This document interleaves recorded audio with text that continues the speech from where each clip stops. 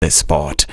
The trailer also knocked down a motorcyclist who had 2 pillion passengers, killing one of them. More than 20 other people were seriously injured in the accident that disrupted traffic on the busy road. These people saw what happened. Kidogo tu tukaona trailer ilikuwa ime lose control. Ilikuwa inakuja kama imekuja na Nissan nyingine ikapita nayo. Nilikuwa hapo nje, kuna hiyo trailer umeona imeanguka hapo karibu chini ya reli, imepasua mguu kutoka huko juu. Tukasikia mlio wa kupasuka kwa hiyo mguu, nikakimbia kutoka kwa poma, lakini kwanza niliona ni kama inataka kuingia kwa poma, nilikuwa ready kutoroka. Trailer mbili zilikuwa zinakimbishana kutoka hapa juu, kama walikuwa wanashindana. A Bomet University lecturer spent the night at the Bomet Central Police Station for allegedly holding a 17-year-old girl hostage for 3 days and defiling her. According to Musa Imamai, the Bomet Central Sub-County Police Chief, the victim had visited her elder sister, who is a wife to the suspect. The suspect's wife left the victim under his care to attend her graduation at the Moi University. It's then that the suspect held the victim hostage and repeatedly defiled her before she managed to escape. Na alivyomuacha katika hiyo nyumba, yule bwana alianza kumnajisi. Ikifika usiku anakuja anamlazimisha kulala naye, kisha akamnajisi. So alimnajisi siku ya kwanza, na kulingana na yeye vile anavyoishi, hivi vile alivyomfanyia ni kitu baya, yeye hajafanyiwa na mtu yeyote tangu wazaliwe. So akishafanya hivyo, asubuhi akiondoka katika kwenda shughuli yake, anamfungia kwa ile nyumba. Hiyo siku ya 3 ndio yeye alipata nafasi ya kupata usaidizi kutoka mtu yote ambaye alikuwa anaficha katika ile nyumba.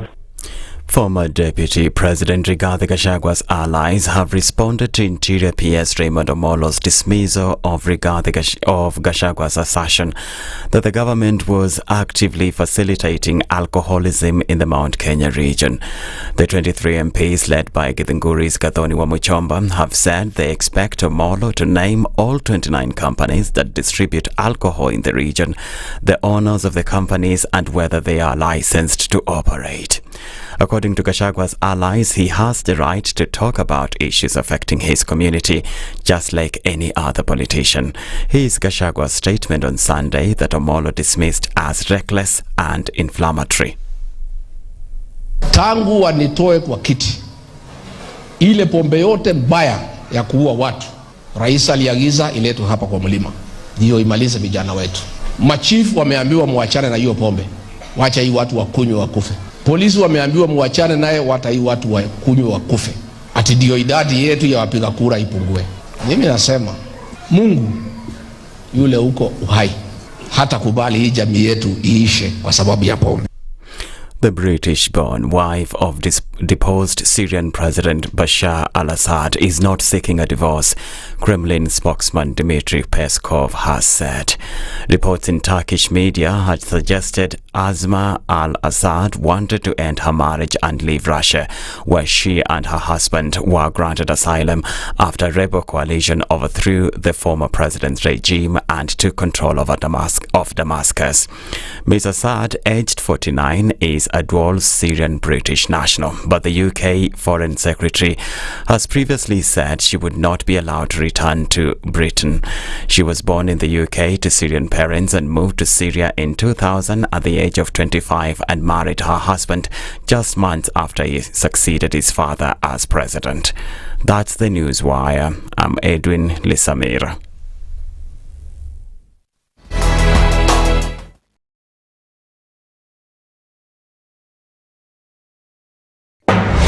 The following takes place from 6 a.m. to 10 a.m.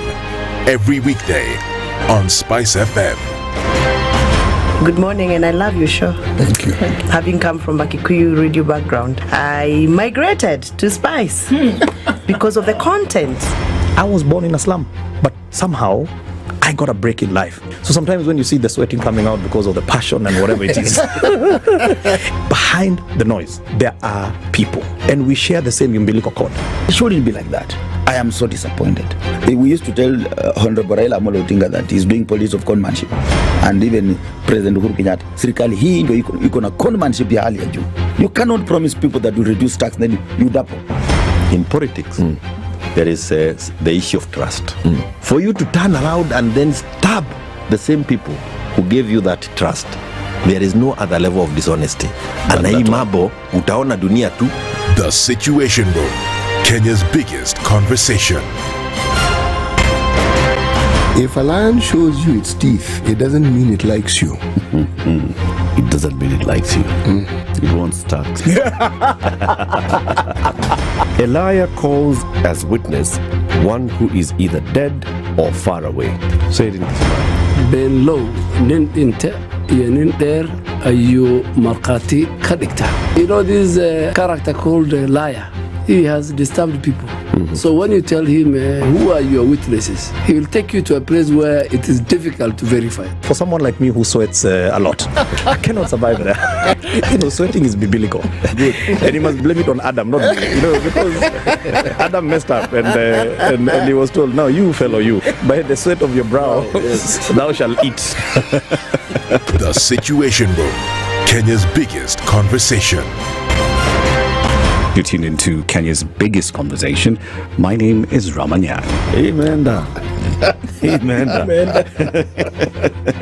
So 1 hour is over? Yeah. Oh, yeah. Okay. It gets over Can you imagine in 20 minutes. What the big boys have also done? I'm very proud of myself. When you understand about partnership in politics, it's like the way marriage is these days. When you're looking for a wife, you're like, oh, maybe you can help me pay for fees as I pay for the rent. Why should you have a lioness living in your bedroom? I have to tell you a story. I went for a prayer meeting, which was called for the spouses of candidates for senators and governors. And when I got to the gate, the lady who was the secretary, she refused to. She's telling me, no. Leo tunataka wa mama. Leo ni wa mama. I'm telling her, no. She said, no, sio siku yenu. And I thought, there's a problem here, because if it was a man, but this was a lady. It will be called First Ladies until you change the name. The Situation Room, Kenya's biggest conversation.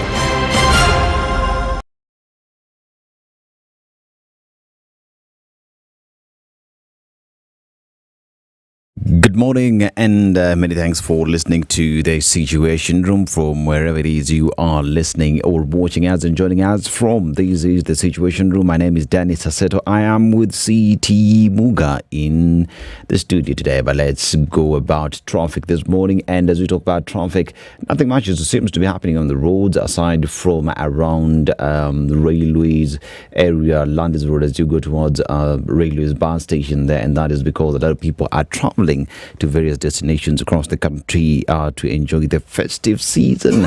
Other roads, we talk about Waiyaki Way from ABC Place coming to the CBD. Now we talk about Mombasa Road as well. Coming to Nairobi, the only place that you will experience a little bit of traffic is around Mlolongo area. But other than that, we go to Ngong Road. Seems to be flowing smoothly. But for those who are on the roads and heading to various destinations, please be safe on the roads. Good morning.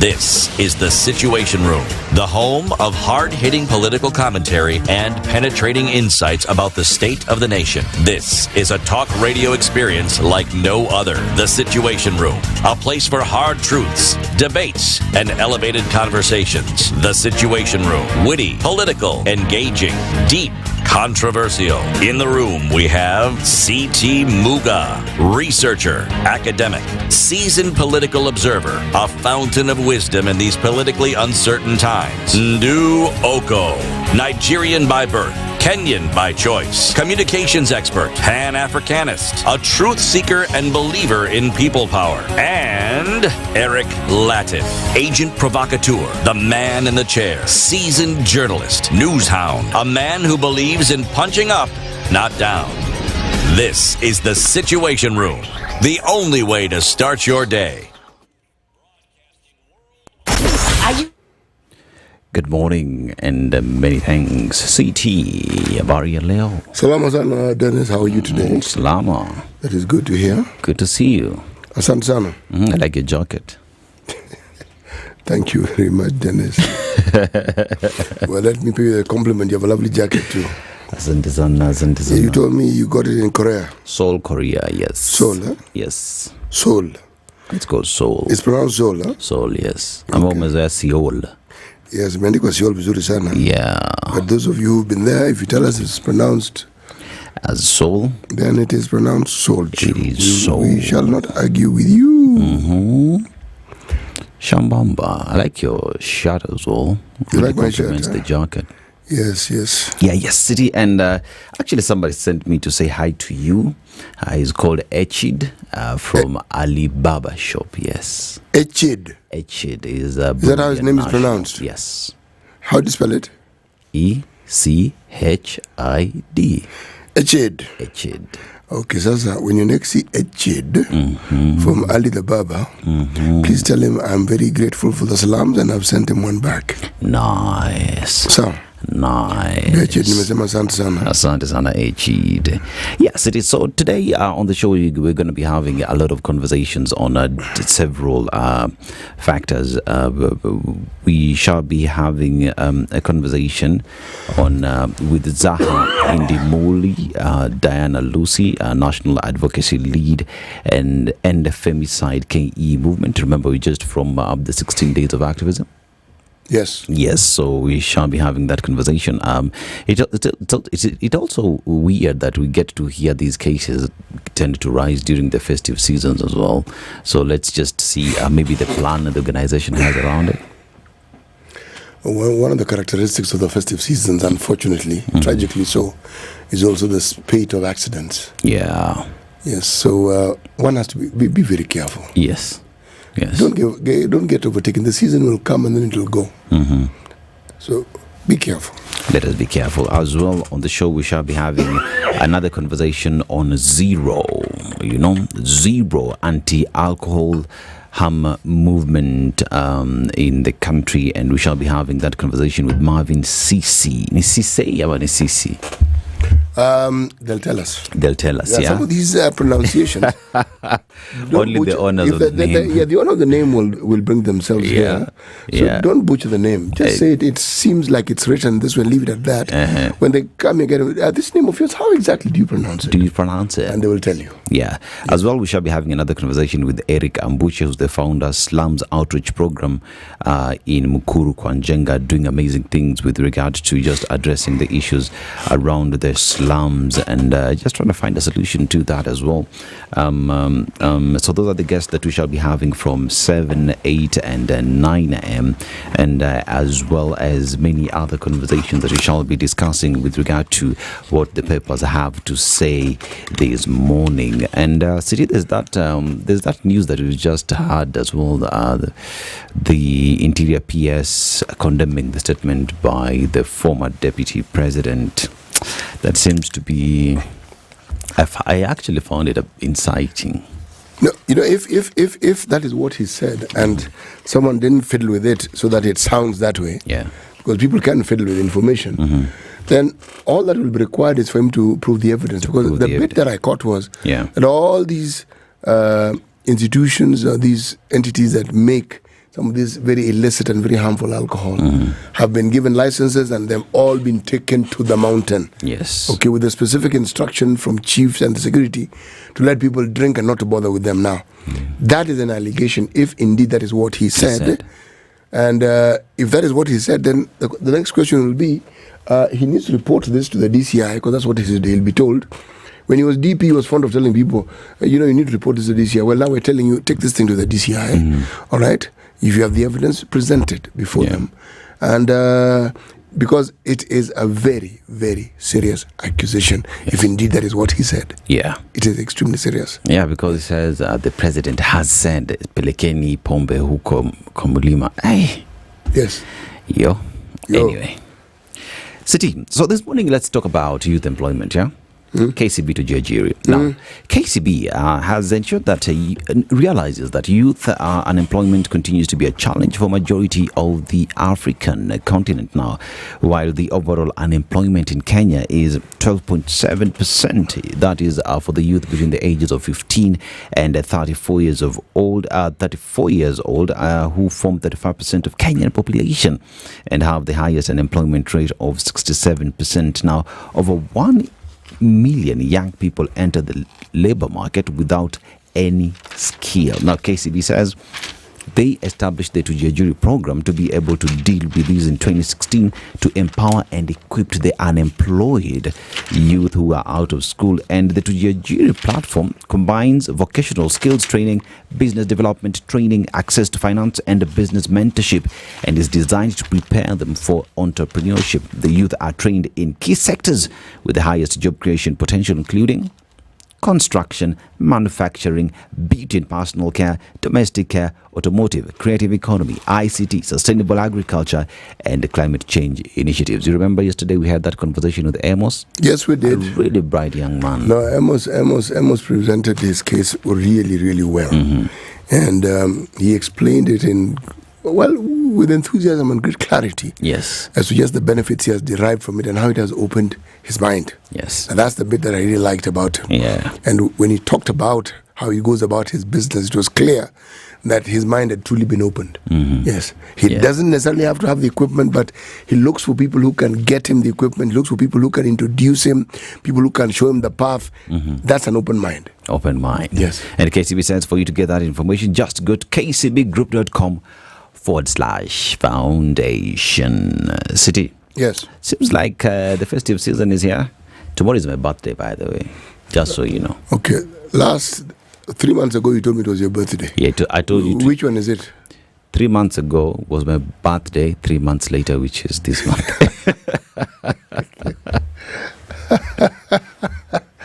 Okay. So. Yeah. So, City? It will be birthday today. Tomorrow. Tomorrow. Tomorrow You're going to be what, 30? 29? 29. Okay. 29. So, not far. Yeah. Close to 29. Yeah. No, good age, that one. Good age, eh? Wonderful age. Wonderful. Yes.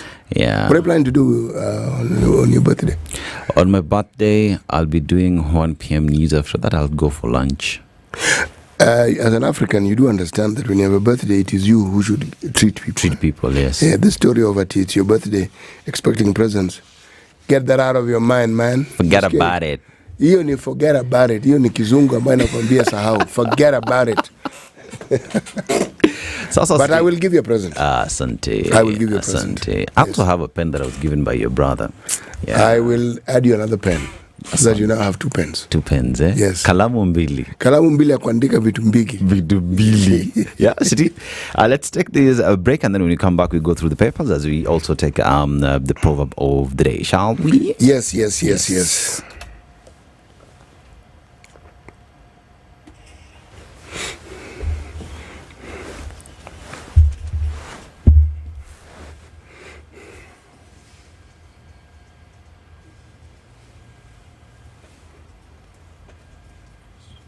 Come back with weather. Weather ni wewe, sindio? This is the Situation Room. The weather with Spice FM.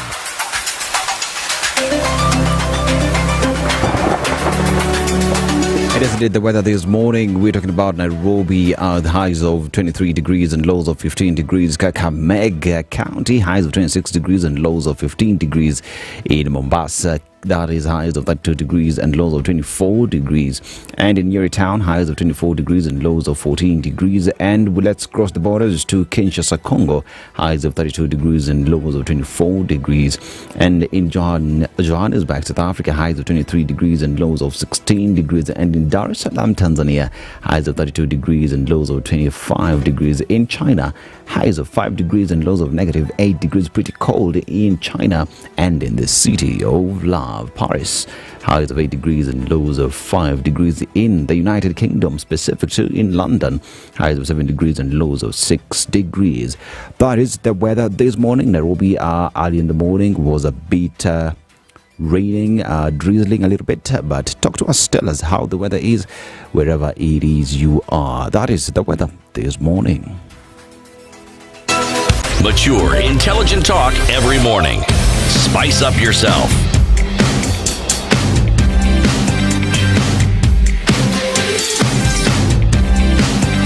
Mornings done right. 94.4 Spice FM, Nairobi.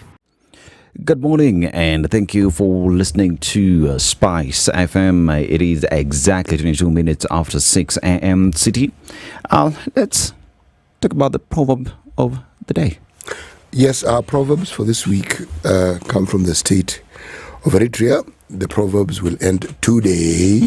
Now we'll pick it up on the 27th. 27th. It's 27th, isn't it? 27th, yes. 27th, okay.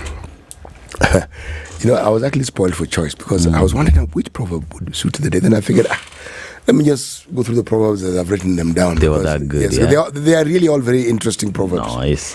If you hear a madman talking, wait for a minute and you will soon hear what makes people think he's mad. If you hear a madman talking, wait for a minute and you will soon hear what makes people think he is mad. Almost borders on the same proverb.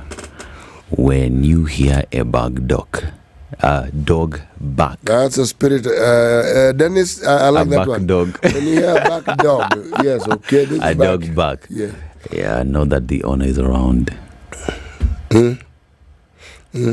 So, there's always a reason. There's always a reason. There's always a reason. Yeah. Yes.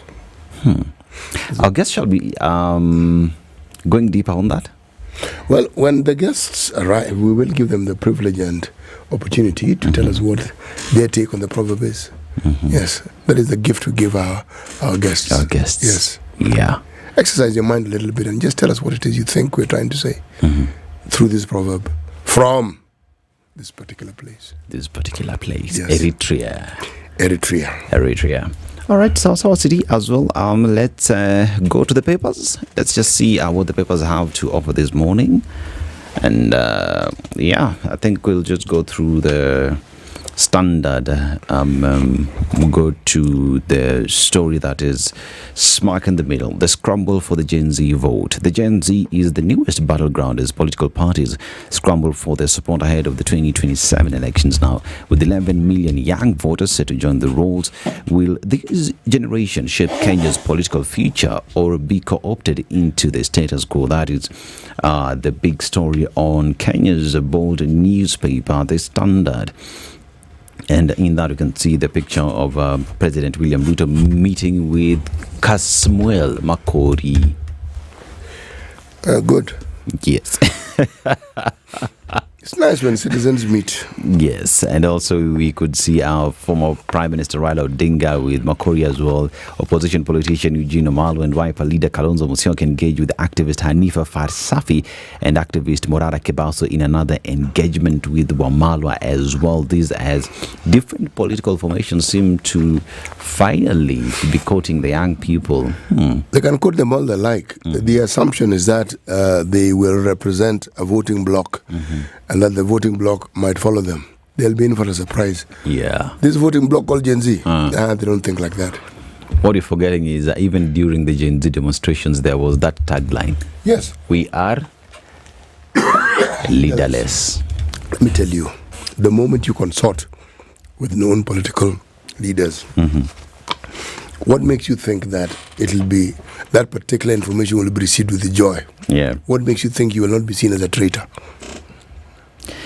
That is exactly what even on X and the conversations that are ongoing there, some of these alleged or purported leaders of the Gen Z protest have actually been called that, traitors of the movement. Now it is the season of travel, shopping spree, but now many people, despite the high cost of living and strained finances, say they are determined to make sacrifices so that they can celebrate Christmas with their loved ones. For me, it's they are determined to make sacrifices. Goes to pretend how the high cost of living is high, things have become difficult. By the end of the day, you have to Pull one for your family, friends, and your loved ones. And 7 die in Narok accident city, as we have said earlier. That's in Narok, isn't it? In Narok, yeah. Yes. Yeah, so those who are traveling, let us just be careful on the roads. There is no rush. You'll still get to where it is you're getting to. Let us be considerate. Know that many other people are using the same roads. Now, family seeks Ruto's help after son's abduction. That is on page 5 as well. We shall be getting deeper into that conversation. And the state U-turn on intern pay cuts. That is on page 7 as well. We shall be getting to that. This issue with interns being paid and the government not paying them. City. The stories abound around this. Oh, this is what we said. We don't have money. Oh, the back and forth talk around money not being there and being there, or money being there for certain things and not readily available for others. This is a conversation we've had with this government from the time of its inception. And I don't see this conversation ending soon. But at the same time, I don't see situations where the government will say they're going to do this. It's very simple. When they say it, just wait and see.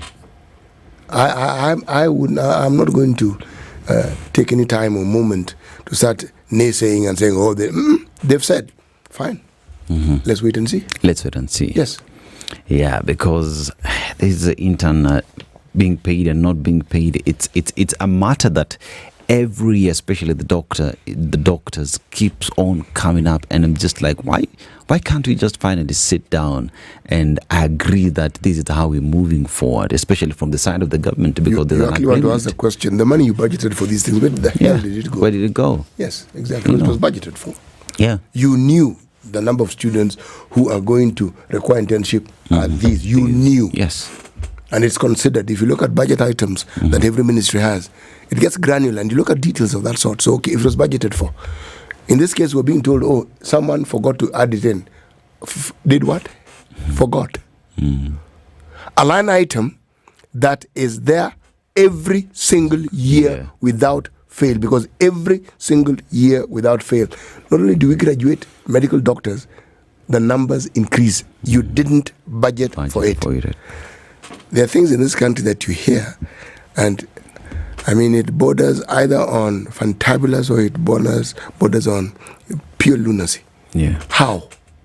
And you see, City, when you talk about budgeting, every graduate doctor is someone who's been in class for X number of years. So you knew by the end of them graduating. You know from the time they go in. You all these things. There's nothing that is not known. Yeah. Because the process of training them is also funded by the government. And the curriculum is also offered. All those things. Yes. The majority of medical practitioners in this country are trained by government. So it doesn't matter how you turn or what you do, whether you twist your neck or whether you shave your head bald. It doesn't really matter. The truth is, you know. I just didn't shave bald, City. No. I wasn't referring to your head. Just a figure of speech. Yeah, and then City as well. That's a conversation that we'll get deeper into. That is on page 7 of the Standard as well. Now, layoffs as farms fight for survival. Are you surprised? No. Yeah. It's a simple reality of the situation that we're in. This economic downturn is not a pleasant thing. Yeah. Yes. But the people who don't seem to be aware of it are those who are in government. They don't seem to be aware that the downturn is getting worse. Yeah. Yes. Tumetenga. Athletes who brought joy this year. This is on page 30 of the Standard, just celebrating athletes who made a smile this year. Athletes who flew our flag high and made us be proud of our country. Athletes do that a lot, City. Patriotic citizens, we celebrate them this morning. What do you have, City? I'm looking at the Star. There are many stories here, so let me begin with the many stories before I get to what is in the bang in the middle of the paper. Okay? Right. Hey, my goodness. Counties that celebrate Christmas on different days. Several countries celebrate it on alternate days. That's just a story. IG Kanja evaluates security in Lamu and Boni. Okay? Mwaura starts, that is the government spokesman. State has made strides to stabilize economy. Okay? NTSA intensifies checks as families visit village. KRA lists new excise duty effective December 27th. You thought you're out of the woods, huh? CS Baraza steps up SHA registration in Trans Nzoia. That is a good thing, isn't it? It is. Right. Now, bang in the middle of the paper, something you'd want to know. LSK demands release of 2 abducted bloggers. LSK, President Faith Odhiambo says they should be released unconditionally or presented before a court. And of course, the police have consistently denied having been involved in the abduction. They say many which have been reported after the Gen Z-led anti-government protests. The Inspector General Douglas Kanja said police don't abduct or kidnap. We detain and keep inside stations whereby investigations commence. That's what he says. Yep. So, City, you arrest before investigations. So you're arresting me for what? Suspicion. Yes. And even police protocols say you have to keep me in 24 hours. You're supposed to present me in court. The idea is that you may go to court, not just so that you may sit quietly and grow roots in prison. The idea is to be presented in court so that these matters can be heard by a competent arbiter, and we can determine what the way forward is. That's the general idea usually. General idea. But when you say it's abducted, the implication is that it was not an arrest. Yeah. Because an arrest, normally you see the people's faces, they identify themselves as policemen, but when people who are hooded simply bundle you into a vehicle that is unmarked. Yes, now that's when people ask. Yeah, City. Now, as we talk about that, before we take this break, let's talk about Loop and the festival that is there. Yeah. Okay. Now, Loop is not just an app; it is a lifestyle, City.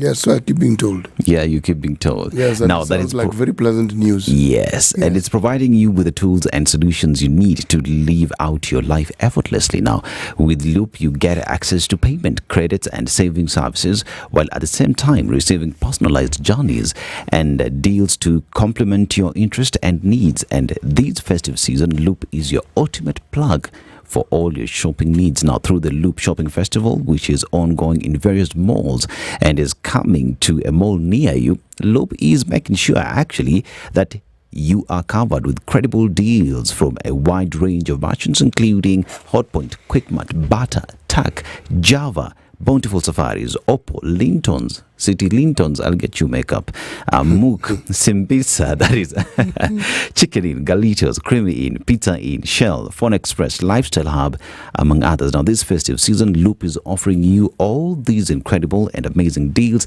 to cater for all your needs in the Loop Shopping Festival. You get incredible deals, City, this festive season, and deals like this, like this. Group. Yes, same WhatsApp group. And you get deals and offers, plus you get 10% cashback of up to 5,000 shillings at participating partners when you spend 2,000 shillings and above and pay with Loop app or card. So, have you installed your Loop, City? Do you have it? Nope.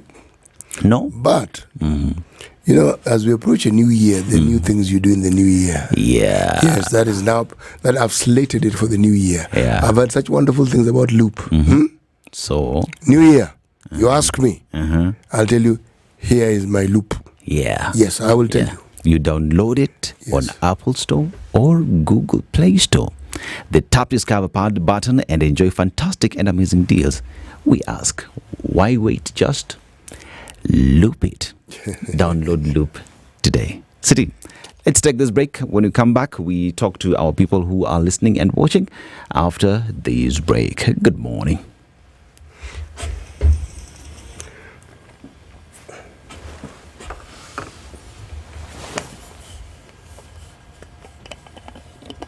This is the Situation Room, the only way to start your day. It is 36 minutes after the hour. That is 6 a.m. And the traffic this morning in Nairobi, nothing much that is happening as we speak at the moment. Around Eastleigh area is flowing. The only area that is notorious to speak right now is Makadara around Mbotel as you go along Jogoo Road towards Gikomba area. That is around Machakos Country Bus towards Railways bus stop. That is on Landis Road. That is busy, and we understand why people are traveling. Kenyans are traveling to various parts of the city. Therefore, the area is bound to have a little bit of traffic. But let's talk about Mombasa Road. All the way to the CBD seems to be moving. Wayaki Way as well. Around Mlolongo, however, there is a bit of traffic near Valley View Park Estate. A little bit of traffic. But other roads, talk about Ngong Road, talk about all the bypasses. Everything seems to be flowing. And for those who are traveling, please, let's be careful on the roads. Good morning.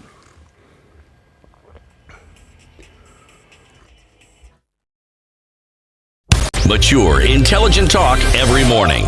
Spice up yourself.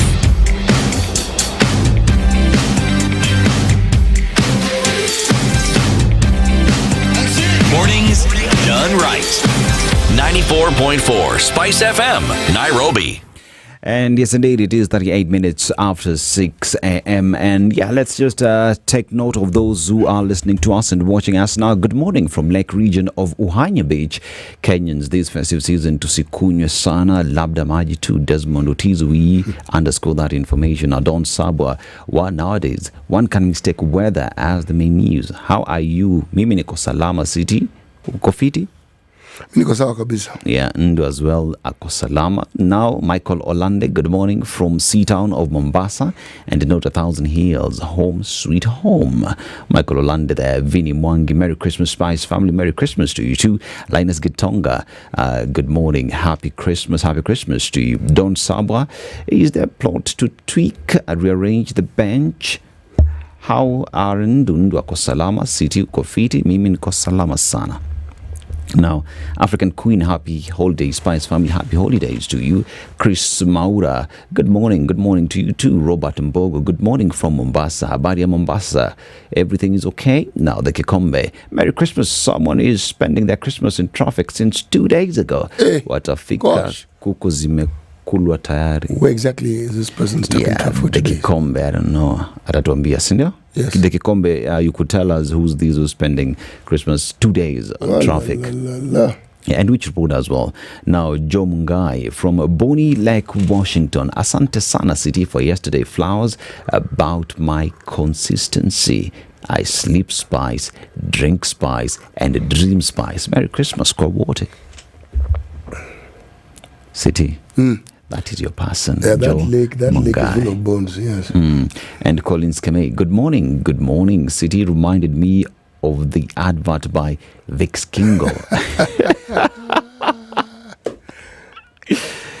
Good morning. Yes. Yeah. And Pabdi, Dennis CT, Tuesday Blues, are you aware that Abductions did it? I see what you did. Do you understand that, City? Yes, I do. Yeah. Yes, and they also did it to him. Yeah. Hey, City. Francis Oguta, good morning from Mombasa. Chris Maura, what's wrong with Gachagua? Watu wa Murima wanakunywa pombe and he blames Ruto? Now that's being petty. They lie to Kenyans to vote them into presidency. Birds of a feather. Lies, yeah. George Adimo, good morning. Spice FM listening from Rongo. 2025 is the focus. Good morning, Adimo. Salamia sana watu wa Rongo hapo Uriri ndio kwetu. Salamia sana. Angor Chamgay, my beautiful people. Greetings from the beautiful hills of Saboti Trans Nzoia. Christopher Shirao, good morning to you too. Zachary okay. Good morning, Spice family. Christmas is here. Let the bells jingle all the way out from the hot sea. We are enjoying our chilly white Christmas with thanks. And Derek Oleket tuned in from Oslo, Norway. And my prince, good morning. It is Tuesday. Wake up and get ready to rumble. Yes, indeed. Gordon Mutuma. Good morning, Dennis, Nikofiti, City, Ndu, and Eric in absentia. City, uko salama? Sana. Looking forward to adding to my point of knowledge today through the proverb of the day. Actually, you could respond to the proverb of the day today and tell us what you think about it. Dekens Mwait, good morning to you. At Chris, that is Wangui. At Chris, the Murima drinking is historical from colonial era. Mr. Zak is simply taking advantage of the situation. Well, Tibbs Muga, good morning. Team Tibbs is always there every single morning. Tibbs, thank you. Every. Like the number of people who every morning, the consistency is amazing. Is amazing, yeah. Yes. And we celebrate them, City. We celebrate them. Flowers to you guys. Now, good morning. Our Penda son, have a blessed day ahead. Merry Christmas, Carol Nyambura. Merry Christmas to you too. Byron Odhiambo, good morning, Team Spice FM. Long time is never found again. Benjamin Franklin, I wish all a grateful day. Poetry Tuesday, Byron Odhiambo there. And Eric Okello, good morning. Where City wako wengi leo? Hey. Mamena, Merry Christmas is there. Dakens White as well. My Take, Ahmed, My Take as well is there. Mtuflani, Okitine, Mtuflani again is there. Atino 61, Kamau Ian from Doha, Salim Mamsi watching from Mombasa, Sami Mwalili from Ngong, Angor, happy birthday to me. Happy birthday. Asante yes, sana. Angor is another stalwart. Yeah. Yes. City. It has been an amazing year, if you ask me. Had its own challenges, but that notwithstanding, we thank God. We do. But let's go to the papers. Yeah? Yes. Which story do you want us to talk about this morning, City? And look at the abductions. The abductions. Yes. I want to look at the adoptions. The Law Society of Kenya, this is a story that was bang in the middle of the Star. The Law Society of Kenya has called for the immediate release of two men who were allegedly abducted on Saturday by people alleged to be police officers. In a statement on Monday, LSK President Faith Odhiambo said, "We have received distress calls on the abduction of two Kenyans by police officers on December 21st, 2024. We demand that police officers abandon and desist with these absurd repressive tactics that have characterized 2024. We call for the immediate unconditional release of Billy Mwangi and Peter Muteri, or that they be presented before a court to answer whatever alleged charges on account of which they are being held, as these abductions are contrary to the law." The LSK boss urged the government to observe, respect, protect, promote and fulfill the rights and fundamental freedoms outlined in the Bill of Rights. A vehicle by four armed men, including one in police uniform, around 9 a.m. in the morning. Witnesses say two armed men jumped out of a moving vehicle, forced him into a car and sped off. The social media influencer allegedly posted an offensive photo of President Ruto on his page before deleting it. Mwangi, on his part, is alleged to have forcibly be taken away from a barber shop in Embu by four armed men who were masked and were traveling in a double cab pickup. Police have consistently denied having a hand in the abductions of many, which have been reported after Gen Z-led anti-government protests in June. And the story goes on and on and on and on and on. Okay. Now, if the police keep saying, the IG says, and he is the head of the police service, that we have no hand in it, so does not stand to reason that they should also tell us that they're investigating who is being said to be responsible for this. City, when you talk about what is to do with the abductions in this country, I look at it from the perspective that we live in a country where owning a firearm is illegal until that point when you have gone through the process, then you become a legal firearm holder. That means this country that we are in, the people who rightfully so have firearms are police officers. And it is an assumption that when someone comes to you with a gun in vehicles that seem to be like those of police officers in broad daylight, these are police officers. You might disguise yourself whichever way you want, but we still consider you to be a police officer. But that notwithstanding, it also comes on the premise that even during the Gen Z demonstrations, officers who were manning these demonstrations were clad in civilian outfit. They were. That means anyone at that point, you would just say 1 + 1 is 2 because it is the trend that the police officers themselves have shown us. So when you talk about abductions, kindly please, if you are a police officer even in a civilian outfit, identify yourself because you have a service number. They're supposed to actually. They're required to. They're required to. They're even required to inform you why it is they're arresting you. There has to be a reason given to you, not tomorrow. Not tomorrow. Right there and then. Yes. So if everything that is alleged and has some truth in it, we're not staring at the barrel of a gun. We are staring at the barrel of an abyss, because when you have people whose sole duty is to uphold the law, and all the allegations around this discussion seems to be that they're the ones who are at the forefront of abrogating and unbreaking these laws, then we have a very serious problem on our hands. Yes. Yeah, and matters to do with abductions, City, as we talk about it. You remember there's this young man who was arrested on his way to Kitengela, Njagi, Bob Njagi. Yes. You remember Bob Njagi explained his ordeal, and it was such an emotional situation for him, because even when he was talking about it on TV, he shed tears because of what he went through. Even when he came to the studio. You know, City. And he described the people who arrested him, who abducted him, where he was taken, and all that. And all he was saying, if you have probable cause of arresting me, you have a reason to arrest me as a police officer. It is practiced across the world, even in movies that we watch. If you see a police officer is clad in a civilian outfit, they always have their badges on, or they have a vest written police. You know this is a police officer only cladded in. There's something that must also be said with regards to the way the police work. Often what is presented to us is never the whole story. Thank you. The police often have information that the rest of us don't have, and they also don't share that information with us.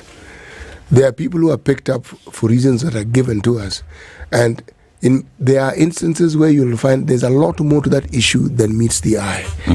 I know this because I have friends who are police men and women, and when I talk to them, they tell me, look, in this case, this was the situation, and it was this, and it was this, and it was the other, and this person did this. I'm talking about Gen Zs. I'm simply talking about sometimes when people are arrested, you'll hear parents saying, oh, my child has never done A, B, C, D. When you talk to the police, they tell you who? This one. Let us give you the history. And they know it. The problem is this. When you look at these details, the unfortunate thing they'll say is, when the nature of our work is such that when you're given instructions, we don't go against those instructions. It is not our job. We're not the media. You people are. Yeah.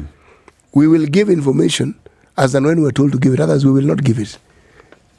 So it's a double-edged sword, but it would make life so much easier if these individuals are presented in court. Again, something I've heard from police officers. This is not something I heard recently. Something I heard a long time ago with regards to the arrest of robbers and gangsters. The problem with these guys will be let out because somebody is going to pay someone to set them free. And then it's our lives that are now in danger. Now, this doesn't do away with the reality that there are very many rogue police officers. Not the majority, just many rogue police officers who just decide to take the law into their own hands and do exactly what they like. The vast majority don't do that, actually. True. They are trained and they know what to do, and they do it. But whether it is that within the service they can actually out the people who seem to give them a bad name, that's a completely different story. We wait to see. Yes. That is, we wait to see. And we call upon the government and all the machineries that there is. This is a police service. It is not a police force. There's a reason why in the new constitution, even the tag was changed from a force to a service, because it is service to the people of the republic. Then is the tag changes what exactly? It was hoped that with the tag, even the behaviors of the police officers, please note, I'm using hope. Dennis, I am in that same hope bandwagon with you, but this is my view on this matter. Yes. When you expect as a burden of duty that certain individuals are supposed to carry out their duties in a particular manner, enable them to do so. Enable them to do so. We cannot have gaps when it comes to the funding of the police service. We cannot have gaps when it comes to enabling them making sure that they live in comfort, they live decently, and that they live in a way that is humane, because many police men and women don't. The circumstances under which they work renders itself abusive. So the net result is these are people who will go out and will be abusive themselves. It's how human beings are wired. It's a design thing. It's the way we are designed. So even as we talk about the abductions, which are a horrible thing, and we talk about people dying wantonly, the truth of the matter is that we have allowed our police service to be brutalized by simply ensuring that the wherewithal that they need to do what they're supposed to do is never adequately provided. It's a simple case as far as I'm concerned. When these are met, and we still see the same behavior, then I have every reason to say that we should just disband this whole force and service and start clean. But so long as there are gaps that one can point out, like I'm doing now, and say, but this is a cause and effect. You see this, you see the other. What do you expect? Yeah. City, we can only hope. Now, let's talk about the intern doctors, yeah? You go to page 7 of the Standard, and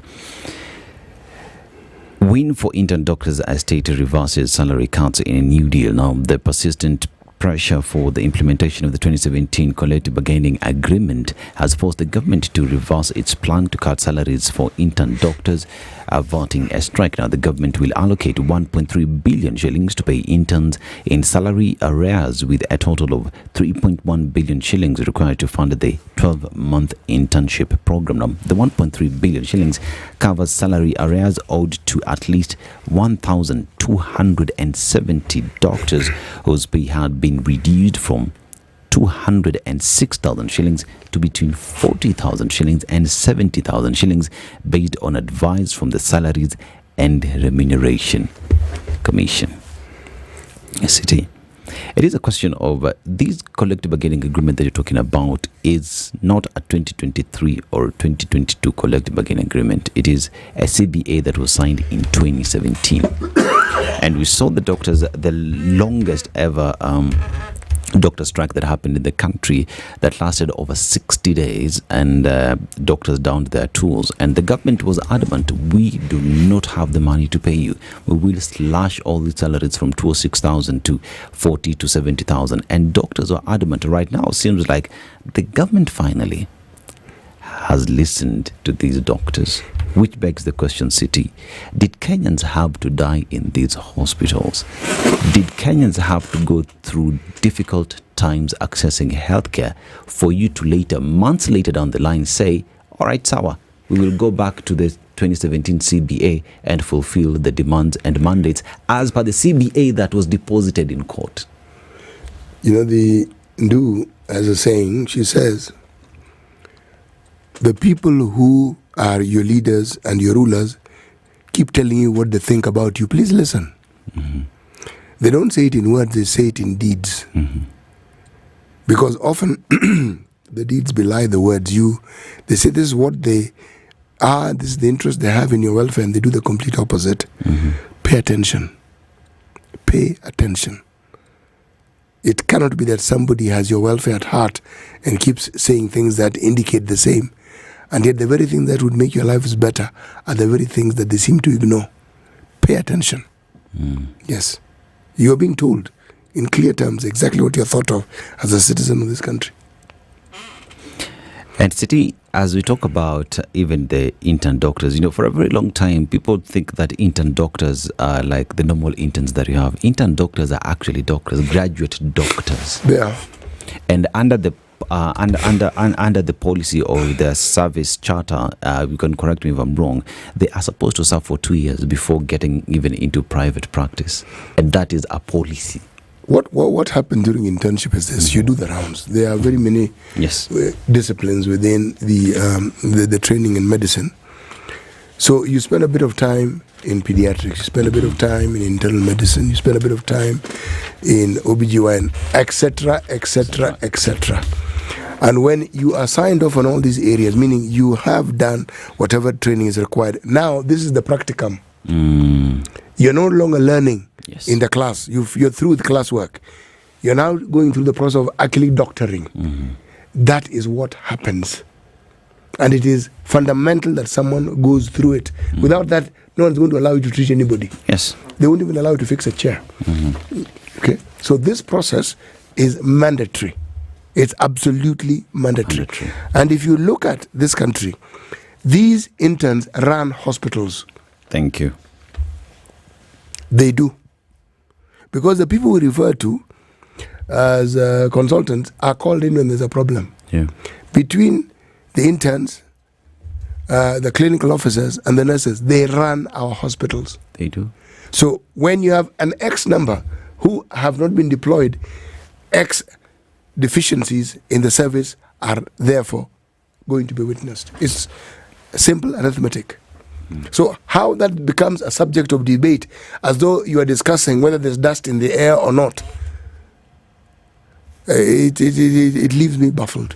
Yes, because for a very long time, we have treated the matter of intern doctors as though we are talking about whether and a possibility it will rain, 30% it will rain.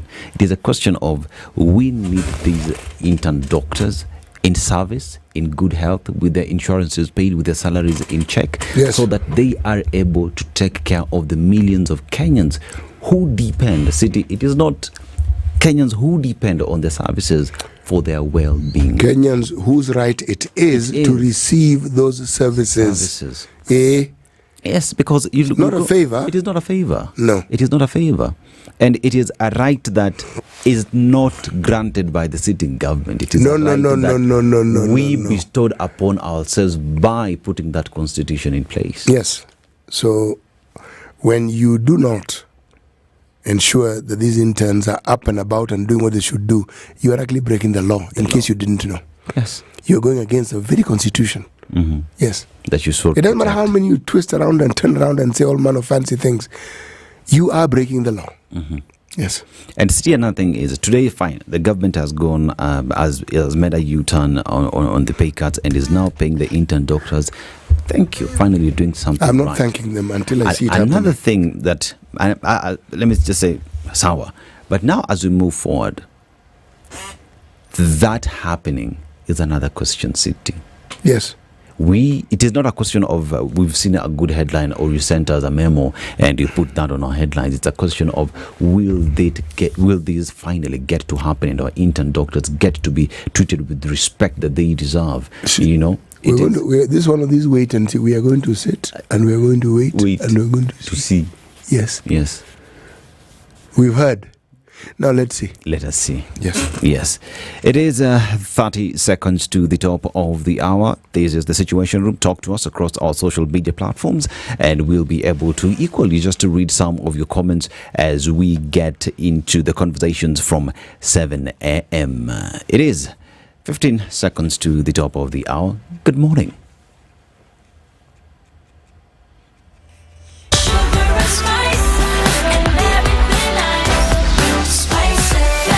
Spice up your life.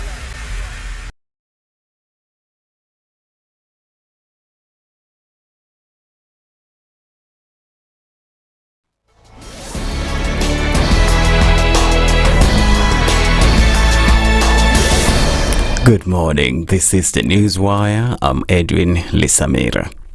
NARC Kenya party leader Martha Karua has said President William Ruto is behind a series of abductions witnessed across the country over the past 6 months. Speaking in a TV interview last night, Karua claimed that Ruto was running what she described as a killer gang made up of Kenyans drawn from the military and outside the police force and a number of foreigners. We know that the abduction squad is made up of Kenyans and foreigners, a select Kenyans, and it's outside of the police force. You remember Kanja being asked by Parliament and saying that it is not the police.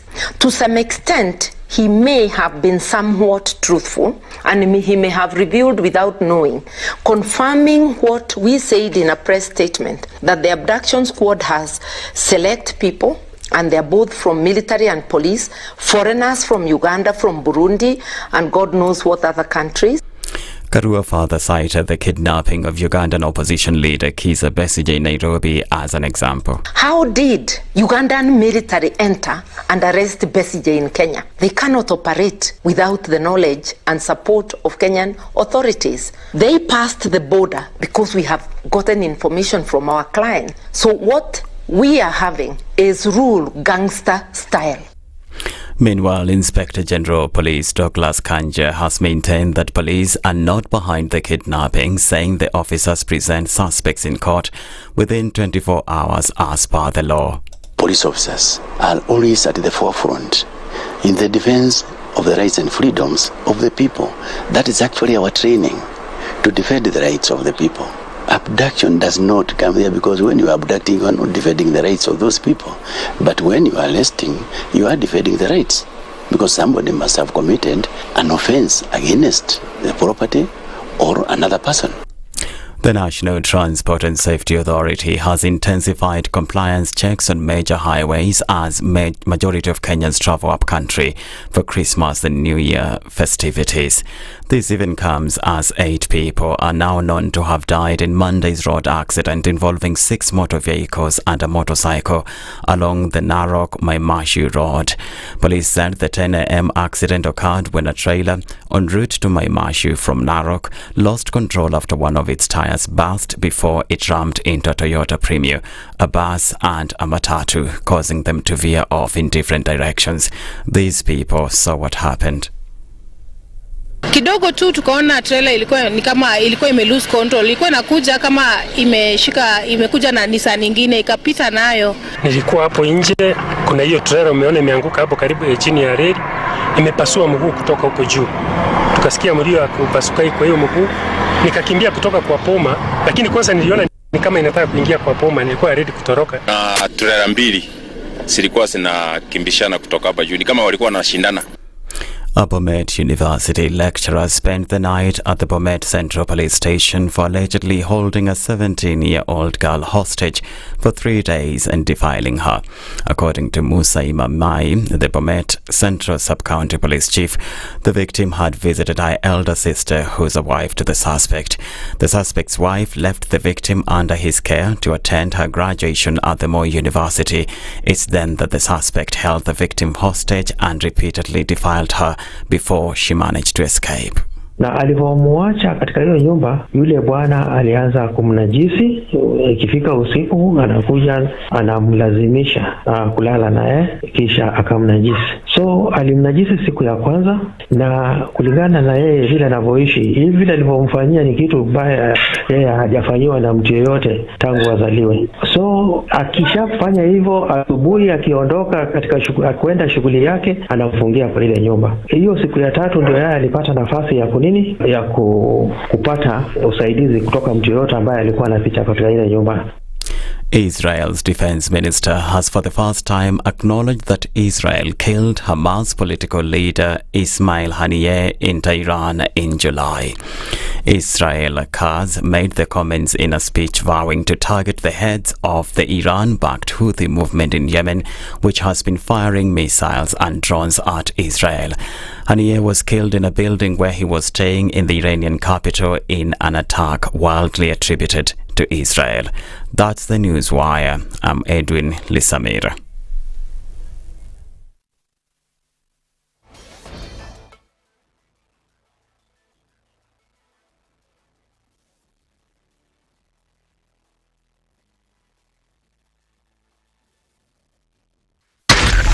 Spice FM, Nakuru.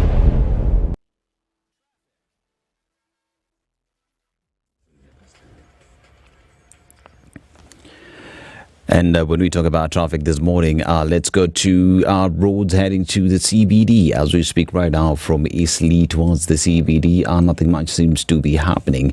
And as we talk about Wairimu getting to the CBD as well, it is flowing actually. Uthiru towards National Museum of Kenya is flowing smoothly, nothing much to report about. But when we talk about the other roads feeding to the CBD, we talk about Landis Road is a bit busy.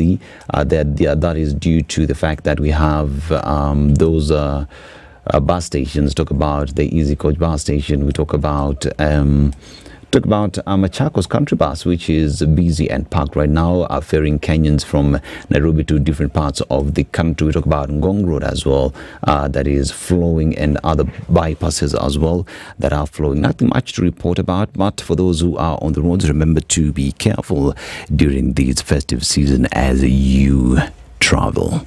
Good morning.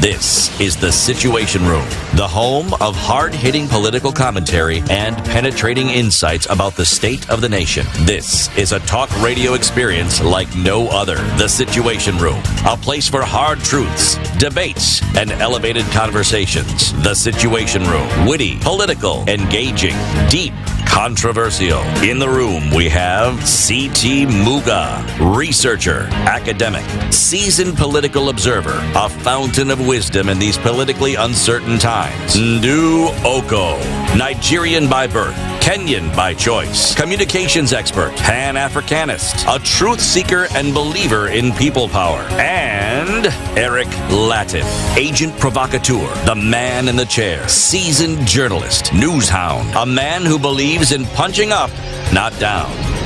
This is The Situation Room, the only way to start your day. And it is 7 minutes after 7 a.m. My name is Dennis Aseto. We are with C.T. Muga. City, uko salama?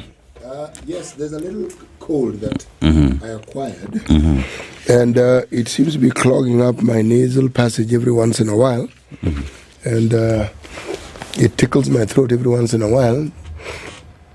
But apart from the slightly sounding stuffy nose and the cough from time to time, I'm actually really well. Really, really well. Yes. Now, City, I want us to fly to over 140 destinations. You do. Flying is good, actually. But if you fly with Emirates Business, it's infinitely better.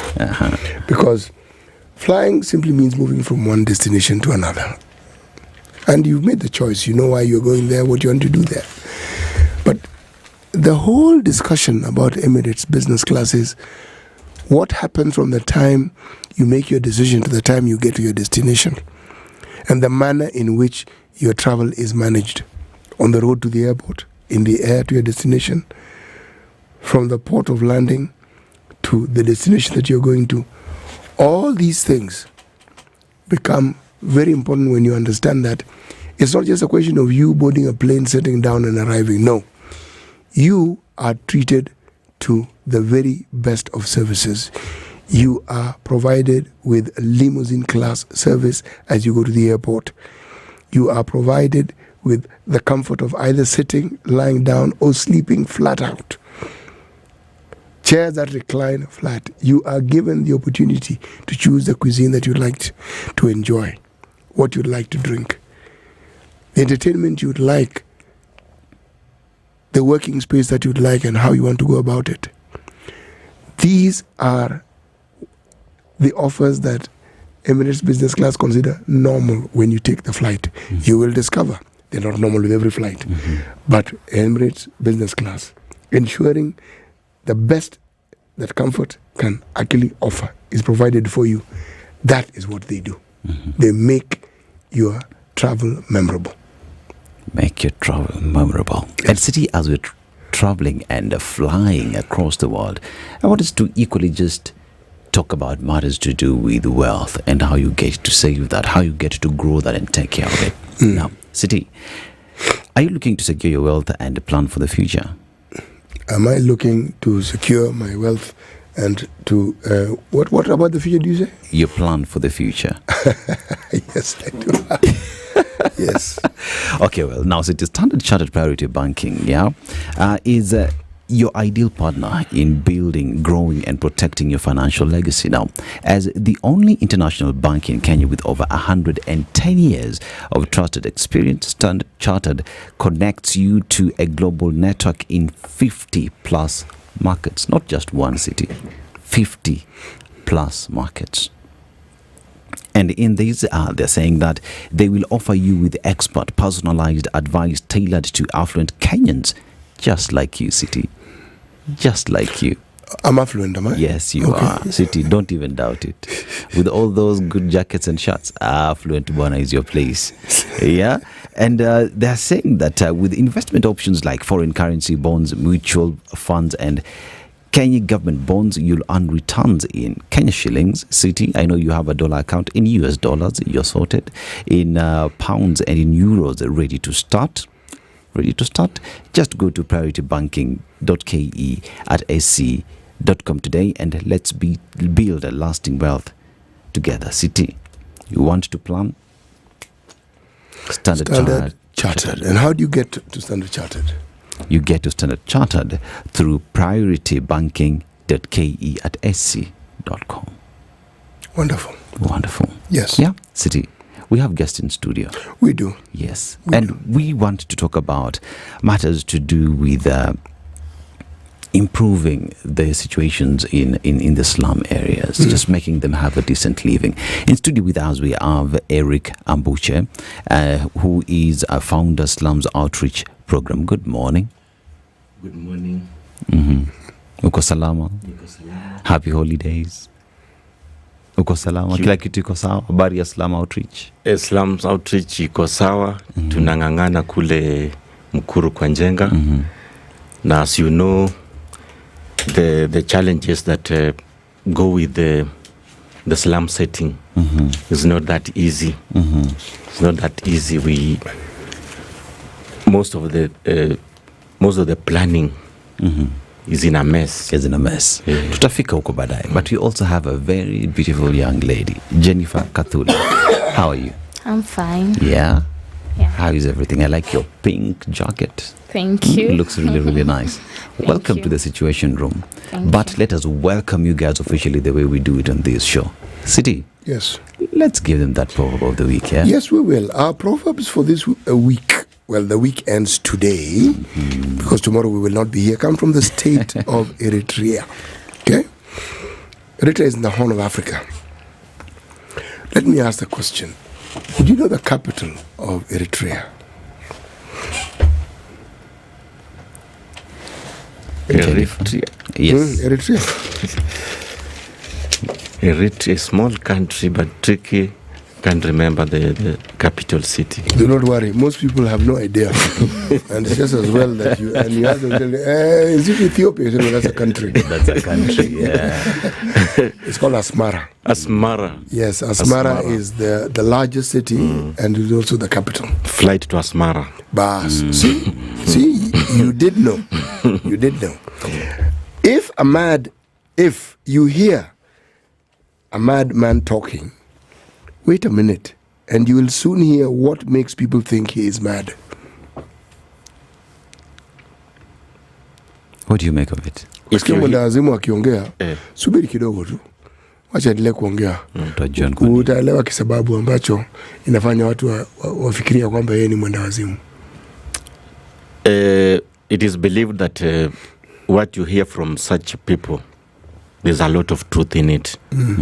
And you see dharau, even if a kid speaks, you have to listen. You catch some point and meaning. You put it very well. Very well, yeah. When people say someone is mad, usually they are uninhibited. Yes. Zile breaks za kawaida hawana. Things which they should not say, they will say. Things they should not do, they will do. Sasa unaona huyu jamaa ako manoki kidogo.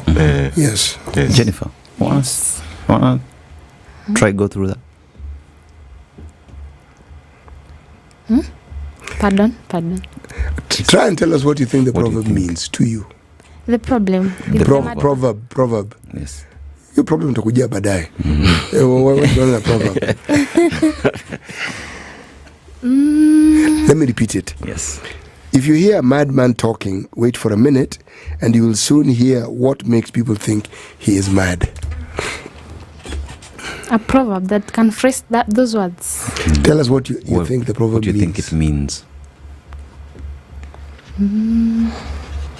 There's no right answer, by the way. Whatever you say is how you think and feel. Yes. Wewe ukisikia mwendawazimu akiongea, methali ni hiyo. Subiri kidogo, utaelewa kwa nini watu wanafikiria yeye ni mwendawazimu. Maybe kwa sababu vile anaongea bila kuweka mapumziko yale yenye mtu mwenye ako na akili sawa anaweka. Si umeelewa? Umeshika. Mr. Eric, now when we talk about Founder Slums Outreach Program, you being the founder of these CBO based in Mukuru, Kwanjenga, what exactly does Slum Outreach Program do? Our organization is a CBO. CBO is a community-based organization, and we bank on 3 pillars. The first one being education.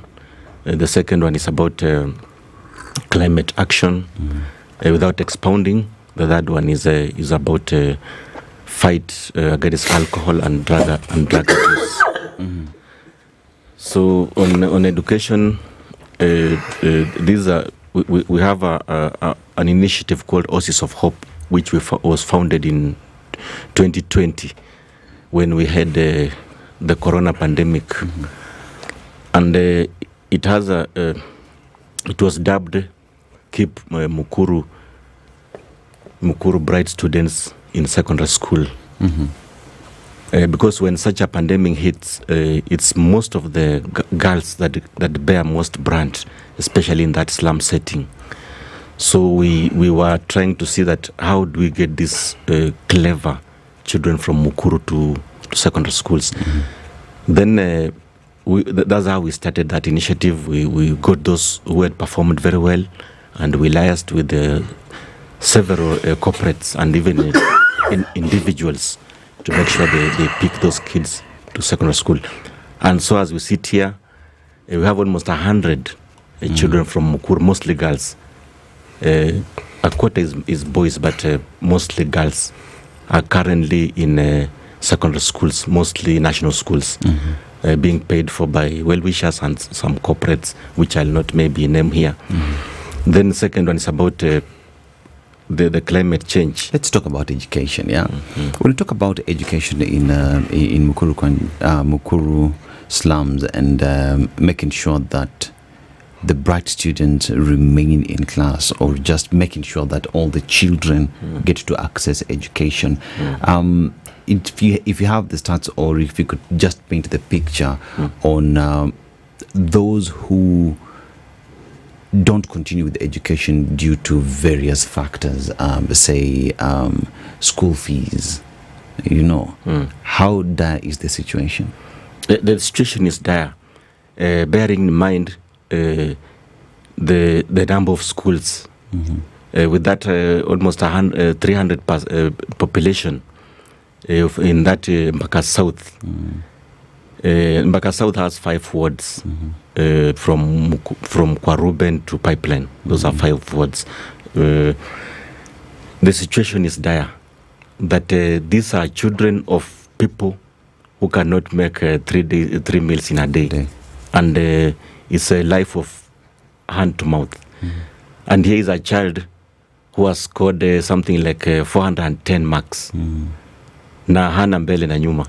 So these are the situation that we highlight. I'm good at article writing, and so I'm a friend to most journalists. So I share it. Then the people come in and help them to join those schools, because the bursary per se does not work. And here is a child who has been called to join national school, whereby you need to have like a fee of 52,000. There's no, you have not added uniform. There's no shopping. There's no transport. Let's just say more than 52,000. Yeah. So here is most of them you'll find they are children of single mothers who are just mamafua, or just peddle or hawkers, or they cut skuma. So you see, they cannot make it. So most of we get good well-wishers. They pay for the 4 years. Others pay termly, others pay yearly. Others drop along the way. He pays for 1 year, then he drops along the way. Mtoto anatolewa Makueni Boys, anarudishwa Quarry Secondary, you can imagine. And remember, in Mbaka South constituency, we only have one public school, which is called Mbaka Girls. One. in that population of those children. You can imagine. What's the population of Embakasi? Which of Embakasi is this? Embakasi South. Do you know the population of Embakasi? It's roughly 300,000 people with the registered voters of 160. Right. And what about the population of school-going children? School children in secondary, mostly I concentrate with the secondary school. Okay, secondary school. Is around, it was around 55,000. 55,000. Yeah. And of these numbers, how many of them are actually in school? Not all of them. Not all of them. Do you know the number who could have been in school and who are not in school? Maybe in percentage I can say 10 are not in school. 10% of them 10% are not in school. Are not in school. And what is the reason why they're not in school? The first reason being poverty. That's the first reason they can't make it. You have heard me tell you there's another boy. There's those who had joined in Makueni boys, but the sponsor paid for 1 year, so the boy studied for only 1 year. But the school that they were admitted to earlier. So the father, because having another, the father also had a girl, which I'll not mention her name here. She's in a girls' secondary school in Nairobi. She's still the sponsor for that girl is still ongoing. It's still ongoing. She's joining next year Form 3. But the boy had to join Quarry secondary, and that's a day school. So from Makueni boarding, now you are in Quarry. You can imagine. And as I said earlier, there's a problem here that out of the whole constituency, we are having one public secondary school. The rest are... Is it a mixed secondary school? Girls. Embakasi girls. And boys? We don't have any boys, any. Who is the MP for Embakasi South? Embakasi South, the MP is Honorable Mheshimiwa Julius Mawade. Julius Mawade is the member of parliament there. How many private schools are there in Embakasi South? I'm not sure, but there are many. I tried quite a number. The specifications, the credibility is never to standard. And in fact, if you have been looking at my articles, I usually say that I even wrote to Usawa, the Usawa agenda, telling them that here education is being compromised. Because we are having schools there where mahali ya kuweka mti wa bendera ni shida. But we are having a school there in Embakasi South where kuweka mti wa bendera, the gold flag, kuna hata ndoo ya kupanda maua. Now the land that was meant for these schools, not that it is not there. The land is there, but it's in private lands, in the hands. Grabbed. Has been grabbed.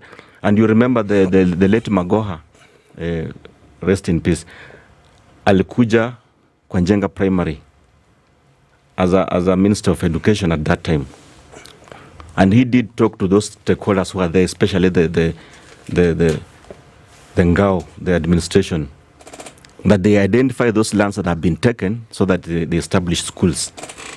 But you see that thing is moving at a very low pace. Because land is there, but it's in private hand. Even I want to use this opportunity to thank the new DCC in Embakasi. If I can name his name, yes, go ahead. Is it okay? Yes, it is fine. You can name him. The guy is called Eric Wamulevu. He's the current DCC Embakasi. And he has started on a very nice note that he has promised all the elders, all the people of Embakasi South, that will recover the entire land that is in private hands. And he has shown the goodwill that he will ensure that children of Embakasi access the government capitation, because our children, they are not getting capitation. The 22,400 for secondary school. Sorry? Our children from Mukuru, we need to access the government. They are not getting capitation. Because they are in private schools, and the government does not provide the capitation to private schools. And hizo ndio zimejaa. Hizo unaona room moja mbili ndio za mabati. So what I'm hearing you say is the students in Mukuru do not get the capitation because they are in private schools. And that is because there are no public schools in Mukuru. Yes. Which goes to say that the children of Mukuru are being denied their right to education. You can imagine. Because the government has not invested in schools in You can imagine. Mukuru. So as we speak right now, through your initiative, conversations you've had with your area member of parliament, MCAs, even with the county, the national government, in setting up schools, recovering all this land that has been grabbed, where have you guys gotten to with regard to making sure that, first of all, land is reclaimed and schools are set up? I know you as broadcasters, and I've been following this guy, Muga, so much. That's why I'm here. This is the leading station as far as substantive or mature discussion is concerned. Am I being biased in any way? You're allowed to be biased. So, and I know you understand that old habits die hard. Which is these old habits in Mukuru? That when we are trying to recover these parcels, the biggest impediment are those offices that are supposed to help us recover. You get? Because they get compromised. So these guys, before grabbing those places, there are people they pocket, starting with the lands officials. The judiciary is also involved. The security, the administration, the local administration. Are you getting? So to recover them, I give you a good example. We have raised those areas that were grabbed in Embaka South. Land meant for children playground, land meant for school, land meant for hospital, one meant for market, public market. And I usually there was a time even I raised it in the paper. We went even to a full hearing under Professor Swazuri, NLC, National Land Commission. That's quite a while back. We went a full hearing and we won. We were given what we call letter of determination, saying that 1 hectare, which is situated near Dakau, there's a place called Dakau in Imara Daima, should be reverted back to its original use, which should be a market and a parking, open air market. But as we speak right now, what happened when we got that letter of determination?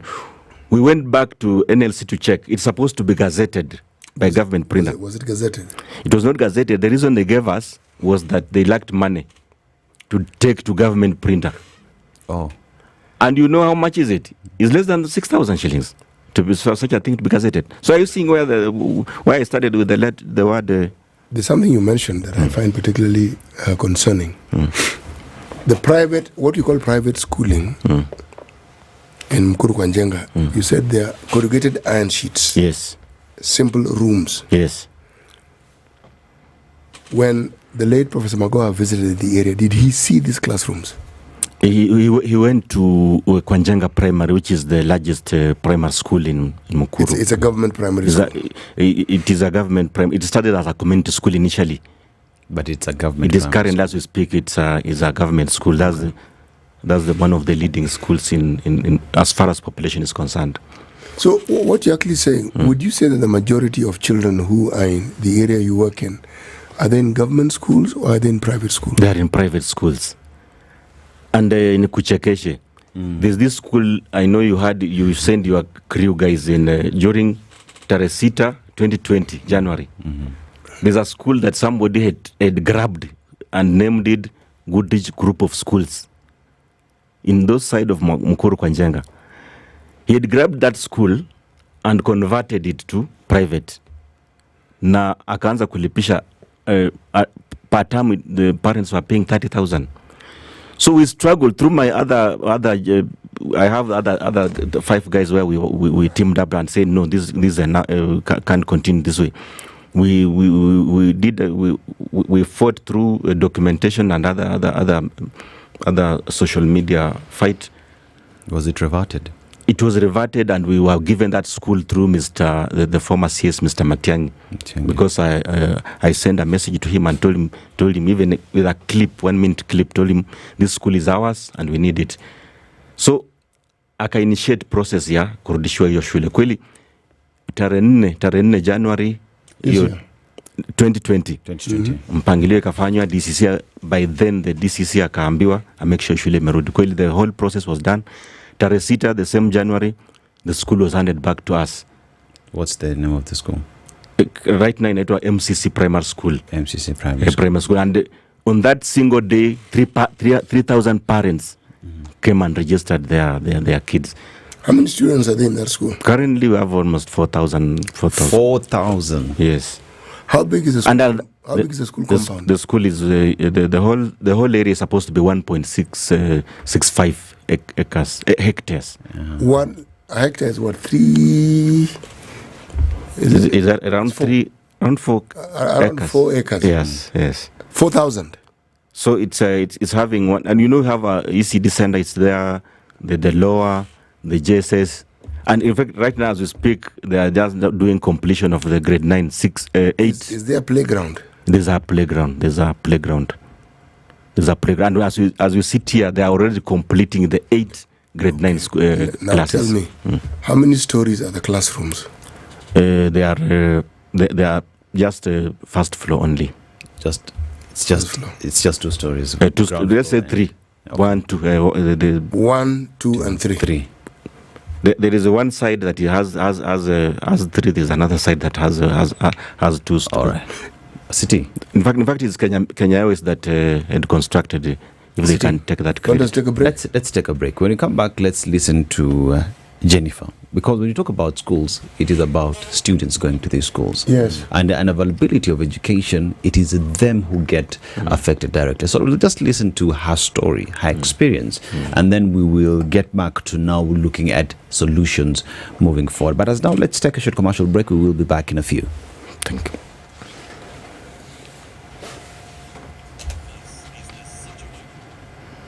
This is the Situation Room, the only way to start your day. Mi ni Chebet Pauline, nimecheza daka na mamili na 60 bob na nimewin 300,000 shillings. Nataka kuambia nyinyi wote, chezeni daka mamili with any amount uko nayo na utawin. Hizi pesa nashukuru Mungu zitanisaidia hii msimu wa Christmas, niko na biashara, niko na school fees. Kwa hivyo itanisaidia sana, nashukuru.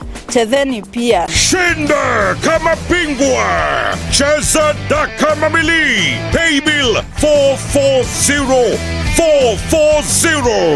Account Spice. Amount shilingi 20 hadi shilingi 2,000. And win. The weather with Spice FM.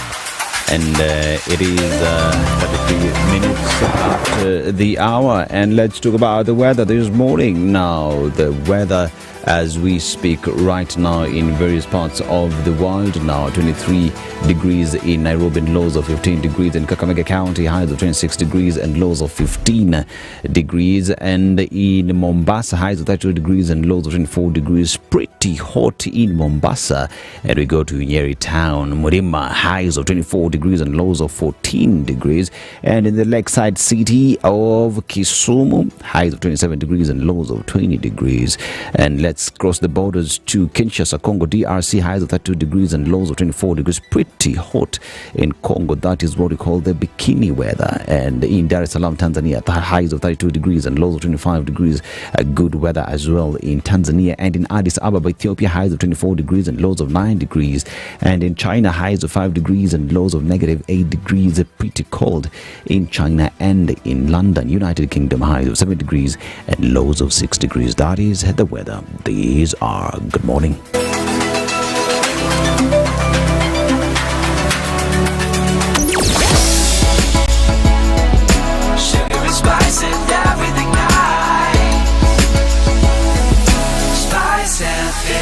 Spice up your life. And it is 35 minutes after 7 a.m. And City, this morning, I want us to talk about the shopping festival that we have. And we talk about the Sarit, yeah? Sarit, your city, is your ultimate festive destination. City, we are just in that season. Whether you like it or not. You know, when you go to Nyanza, whether you get me or you neck me, we are in the festive season. And now, Sarit started actually celebrating the festive season way earlier. Now, from November 28th to January 15th, you step into the magical world of dazzling decor. Now, meet Santa, the Grinch, and Rudolph spreading cheer from December 1st to 25th. Kesho City. Kesho is my big day. And enjoy live choir performances every weekend until December 22nd. You know, if you had an opportunity of being at the Sarit and enjoy that choir city, I was there. We had an activation. Ballads. Very, very nice. The Christmas season is here. Sit in Takupeleka huko. Just have a good time. Yeah, but there's more. Sarit is hosting Africa's first ever light, the World Giving Machine, which started in November 30th, and you can donate essentials like farm animals, food, and clothing to bring joy to those in need. It's not just about us listening to good music, City. We can also donate. Kenyans can donate to those who are in need. Plus, maximize your experience with the Sarit Loyalty app. Earn and redeem points, pay for parking, transfer family points, and send digital gift vouchers to your loved ones with ease. And don't forget, City, the vibrant Masai Market every Wednesday and Thursday, and the Sarit Kids Corner every weekend now. This is all about SaritYourCity.com with all the details. You shop, you earn, you redeem, and repeat at Sarit, the premium mall with the widest variety of retail in East and Central Africa. Happy holidays from Sarit City. Sounds good. Sounds good. Sounds very good. Ukitaka kushop, you know where to go. Yes. Right? Yes. And as well as we talk about matters to do with shopping, you know, KCB is here making sure that the young people have a way around it. That the young people not only just get out of universities, get out of these colleges, some have actually dropped out of school and do not have how many young people get into the job market every year? 1 million. Where? Over 1 million. Job market over 1 million. Over 1 million. Yeah. And KCB is actually telling you that over 1 million, and there is matters to do with unemployment in the country. We will sort that out. But how are we doing this? KCB is telling you that those that are without any skills, some having either dropped out of school or completed school and not enrolled in the college, that the KCB Foundation, through the 2-year jury program, will equip unemployed and out-of-school youth in the informal sector to start and grow micro-enterprises. And they're saying that since inception, the program has actually created 150,000 jobs, 555, trained 35,195 youth, and incubated 10,954 youth, disbursed 267 million shillings loans to support the enterprises. And that's not all, City. They've issued 2,225 startup toolkits and trained 6,535 business on financial planning. They have a partner, a technical partner called Bosch. Yes. You know what hinders many people who are trained in some of these technical disciplines is the equipment with which to actually conduct your business. And that's where now this partnership comes in, because it gives you a helping hand, so you're actually able not just to have the knowledge, but to the means by which you can actually apply that particular knowledge is provided for you. Yes, and Bosch is there to give you the tools. City, when you get out, it is not about sijunianzia wapi, tools of trade. Go start. Yes. When you're an entrepreneur. Go forth. Go forth. Yes. Go ye and shine. Yes. And all that information is at kcbgroup.com/foundation. Yeah, City. Now, we've been having a discussion this morning on matters to do with pretty much just education and the situation in Mukuru, Kwanjenga. And in studio with us, we have Eric Ambuchos, the founder Slums Outreach Program, together with Jennifer Kathule. Now, Jennifer, yes, when you talk about matters to do with education, you are a student. Yes. And an availability of schools or ease of you going to school is a problem. What is your story? As I've said, my name is Jennifer Kathule. I'm a daughter of a single parent. I did my KCPE in MCC, the Mukuru Primary School. The one that was recovered. Yeah. Yes. And I got 380 marks. So there was a challenge for me going to high school. The students were joining on 6th of February, 2022. And my parent, because is a mamafua, unaona, so angeweza kunipeleka high school. And then nikajuana na Mr. Eric, akanisaidia Your command of the English language is very good. I want you to speak in English. It's not that I don't like our national language. I've heard you speak and you speak well, so explain yourself in English. Sure. So I met Mr. Eric. Yes. I told him my story. Yes. And then he promised me that I will go to high school. I was very stressed, you see. Yes. So he founded me a sponsor, that is Mr. Governor Honorable Sakaja. Now I'm in Chania Girls High School in Kiambu, and I'm being sponsored by the governor. Oh, very good. Which class are you in now? I'm going to Form 3. Oh, goodness. That's a wonderful thing. Governor Sakaja, kudos to you. Yeah. Kudos to you. If I've said anything negative about you today, I take them back.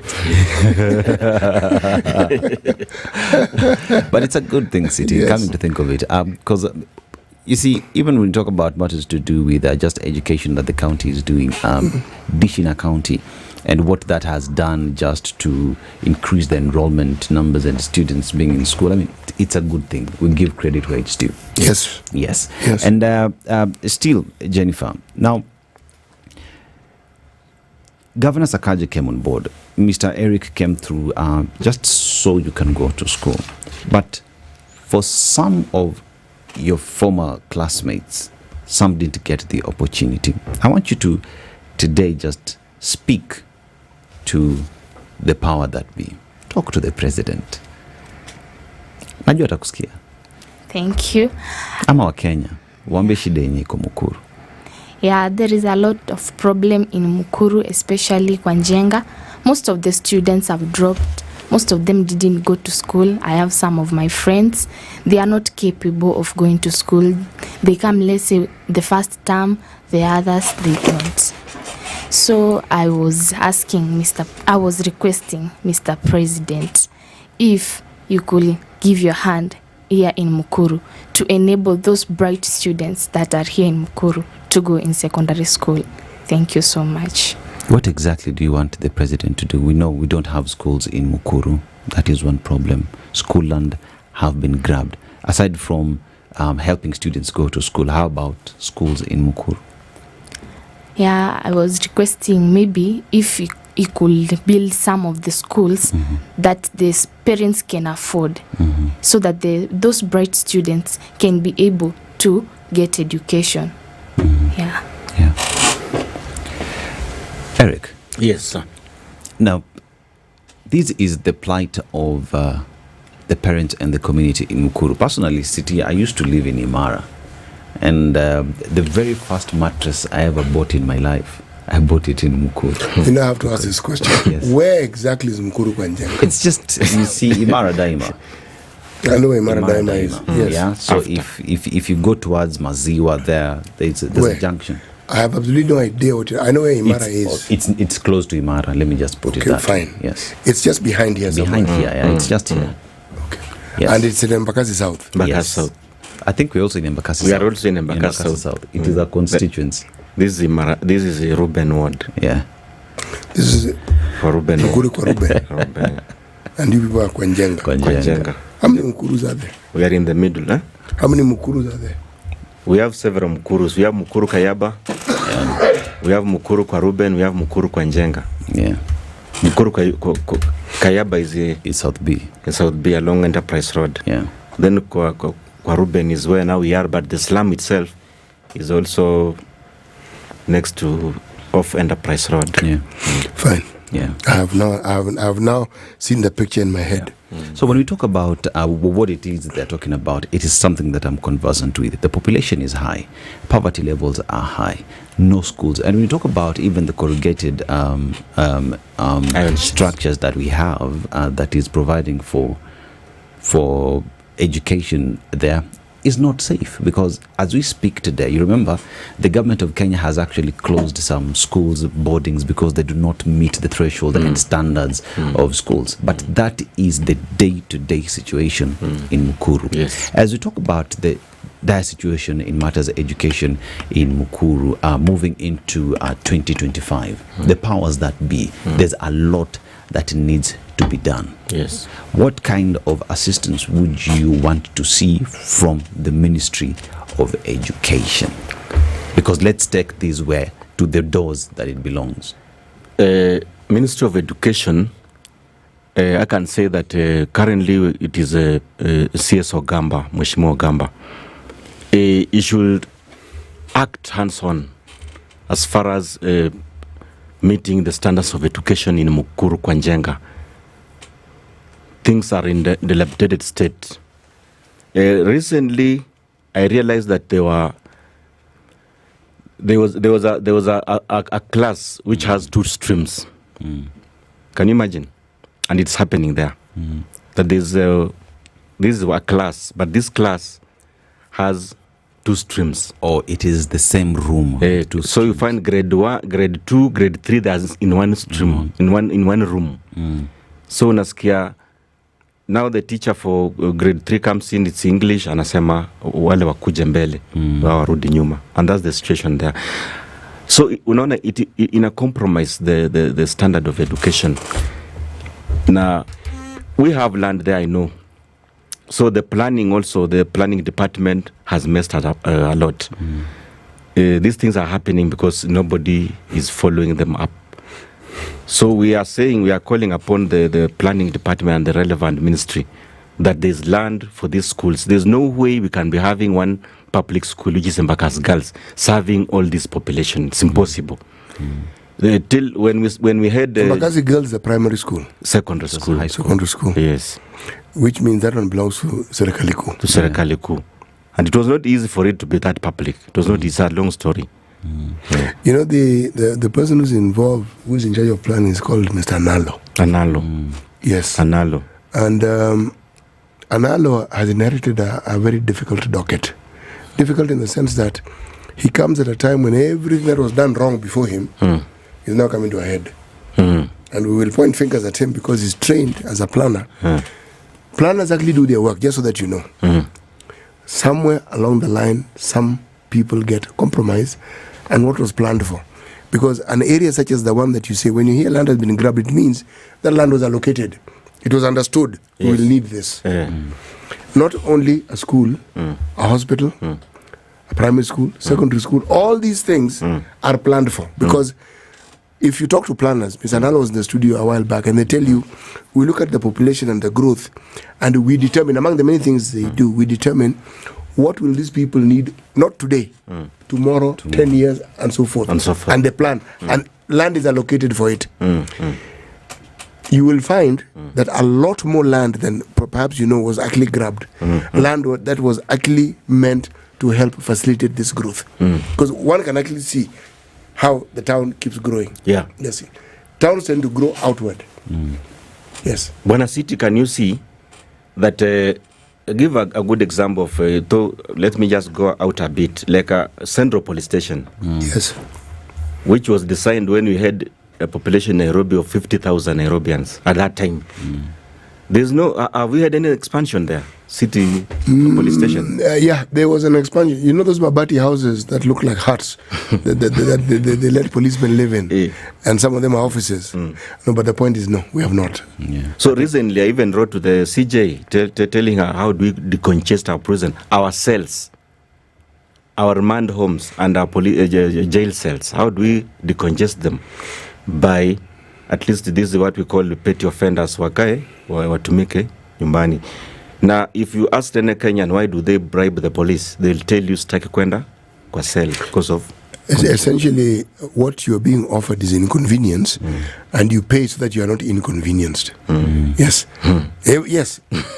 That is the response. If you're arrested, you will be thoroughly inconvenienced. That whole process will inconvenience you. So people prefer to pay so that they're not inconvenienced. Yes. So I'll tell you, Bwana Muga. Do you know there's an area in Mukuru Kwanjenga called Gorofani? We have gorofas, we have story buildings there, skyscrapers there.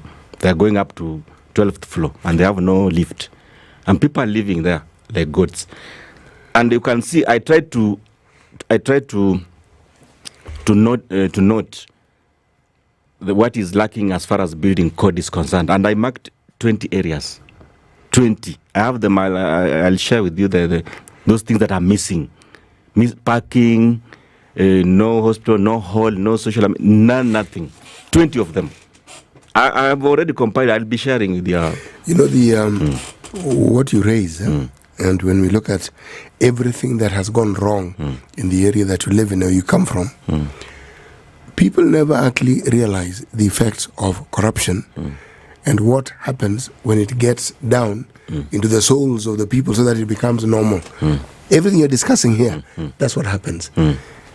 The welfare of the citizenry out of the window. Kabisa. The benefits that are due to the citizenry by virtue of the constitution out of the window. Yes. Personal interests now take center stage. And the Mwananchi is disregarded completely. At all. Now, that's what happens. So, we've talked about school. How many health centers do you have? There's only like 2. And there's one that was constructed by NMS in 2022. Yes. The one called level 4. Mukuru kwa Njenga level 4. Yes. And you even the road to go, you can't reach there using a road. Yeah, I think we did a story. That hospital, you can't access. You did that story. I'm the one who made them do that story. We had gone there for a certain presser. So. But our was standard wakasema, okay, Tino wakasema, Eric, we have to come back tomorrow for Barabara. It was chaotic. Let me ask. So okay, there's a hospital. Yes. Does it have personnel? It has personnel. Does it have equipment? Very few. If you get there, can you get treated? There are challenges as far as treatment is concerned. Which tells me Dawa kuna. So how do you get there exactly? Getting there is a problem. Getting that. Do you know? Recently, I was there and there was no key to the loose. There was no key. Almost 2 weeks ago, I was with a friend. At least, let me be a Kenyan and say, at least there's a loo. There's a loo. Yes, there are places where there are no loos. So how does one get? There's no road that a car The road to that place is. There's no road. It exists, but it's in a I was there, in fact, 2 days ago with you. Yeah. You saw what happened. Then the guy had to leave us more than 100 meters away. There's no road to that place. Is that bad? So bad. That's why your guys, when they came there during that presser, it was on a Friday, they came back on Saturday to do purposely for that road and the mess that was at the hospital. The gate, I don't know how to gate kama inatumika kama namna gani. You can imagine. That's a level 4, but we told them, did they write that level 4 erroneously, that they were to write a clinic or what? Because most patients are referred to Mukuru nursing, which is a dispensary. Is it Mukuru nursing? Is it private? It's a county clinic. County clinic. It's a dispensary. So most of those at level 4 are being referred to that as dispensary. Opposed to the other way around. Yeah, as opposed. So that's why I'm saying, did they write that level 4 erroneously? You get the situation. It looks like when we're talking about Mukuru kwa Njenga, anything that could possibly go wrong has gone wrong. Has gone wrong. And you have an MCA, don't you? We have MCAs there, but you see, most of them will tell you if we found this problem and there's nothing much you can do about it. Okay, now that brings us here to a different subject. The subject of who we vote for. Who we vote for. Yes, that's 1. 2, how do we hold them accountable? And what is our responsibility as citizens in making sure that those that we vote for actually get to work for us? You're asking very nice questions, and these are the things that can make them accountable. I'm on record as the mastermind of what we call the manifesto of its kind towards the general election 2022. I prepared something that we called a manifesto. We came up with a few like-minded individuals, Atupiti Watano, and we came up. Now that I have expertise as far as the electoral process in Kenya is concerned. I'm an expertise because of the duration I've been. Nimekuwa agent, observer, monitor, returning officer, presiding officer. I've been in all those nafasi. I understand. So I know I have the mind. I have the mind of a voter in my hand and the politician. I know what the politician should tell the people. I know what the voter want to hear. So I prepared that manifesto with other like-minded guys. So because we knew what politicians tell the electorate. Tutaweka hata mfereji ya maziwa, We never wanted that. We prepared. We know that our problems in Mukuru. We know our problems. So we raised them. Kasema shida zetu ni stima, maji, mitaro, hivi. Okay. Let's take this discussion a step further. Every time you have an election and you know what you want, have you ever held a forum where those who want to vie are told, come and meet us here? That's how we had what we call candidates debate. Iliza candidates debate where we met the current senator, we met the current governor. In fact, we are planning to go and meet the governor to tell him this has worked, this has not worked. This at least what we mentioned. So they told you what they will do? No, we told them what they should do, not them telling us what to do, because we know our problems. So essentially you told them these are our problems, this is what we want to do. Yes. Did they talk about how they are going to address these problems? We told them, it is us who told them that for you to have more schools in Mbaka South, this is what you should do. Repossess this land. That's what we call a social contract. Okay? Once you tell somebody, these are my problems, and they tell you they want to solve them, come and tell us how you are going to solve them, so that you hold them account to what they said, not what you said. This is our problem, these are our problems. You said this is what you would do. Now, scorecard. After 1 year, this is where we are. After yes, because if they do not say what they're going to do, because since you've told them the problems, it becomes difficult to hold them to account. You are right. You are right. After we had a questionnaire for MCA, for senator, for those MPs, we had a questionnaire that tell us, like, now you are an MCA. As far as this youth unemployment, what are you going to do to address it? And they told us how they. So, to gauge, in near future we'll be visiting some of them. Actually, you have to structure it. Yes. And you have to tell them, after this length of time, we will come to you to tell you to come and address the public and tell them, umefika wapi na hii. That's holding into account. When someone knows, you'll go back and say, you agreed to do this. Now come and tell us what you've done. Don't tell me as an individual. The same way you came to ask, come back and tell us what you have done. They may not want to come, but if somebody knows that they're going to be held to account, they are likely to behave differently. Because once you elect them, and there's no contract that they signed and said this is what. See, one of the things that is bedeviling President Ruto, he signed certain charters. Yes. And in signing them, he said this is what he's going to do. That's what is being held to account. And you said. These MCAs of ours signed. Even the senator, the governor signed. Then hold them to account. That's why we are planning to go and visit the governor and tell him, this is the scorecard. This is the scorecard. Now, these are the remaining areas. Kindly do it before your time is over. Then Eric, unfortunately, time is not on our side. We have a lot more to discuss on this matter.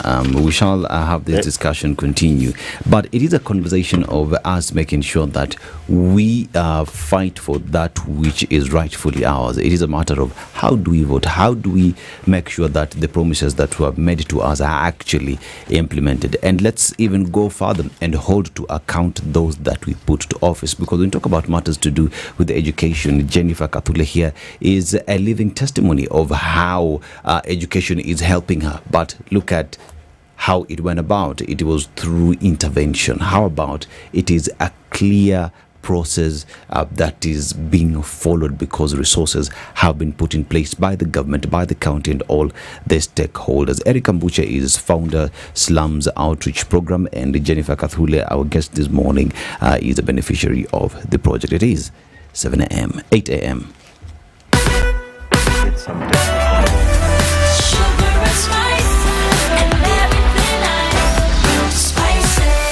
Spice up your life.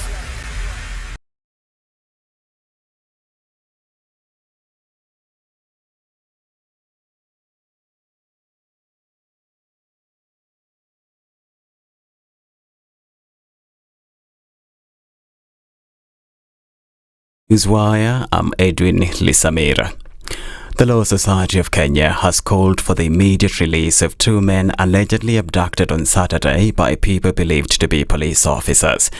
In a statement on Monday, LSK President Faith Odhiambo demanded that police officers abandon and desist from what she described as absurd repressive tactics that have characterized 2024. She called for the immediate, unconditional release of Billy Mwangi and Peter Muteti, or that they be presented before court. Muteti, a social media influencer, was reportedly bundled into a vehicle by 4 armed men, including one in police uniform, at around 9 a.m. in Odhiru.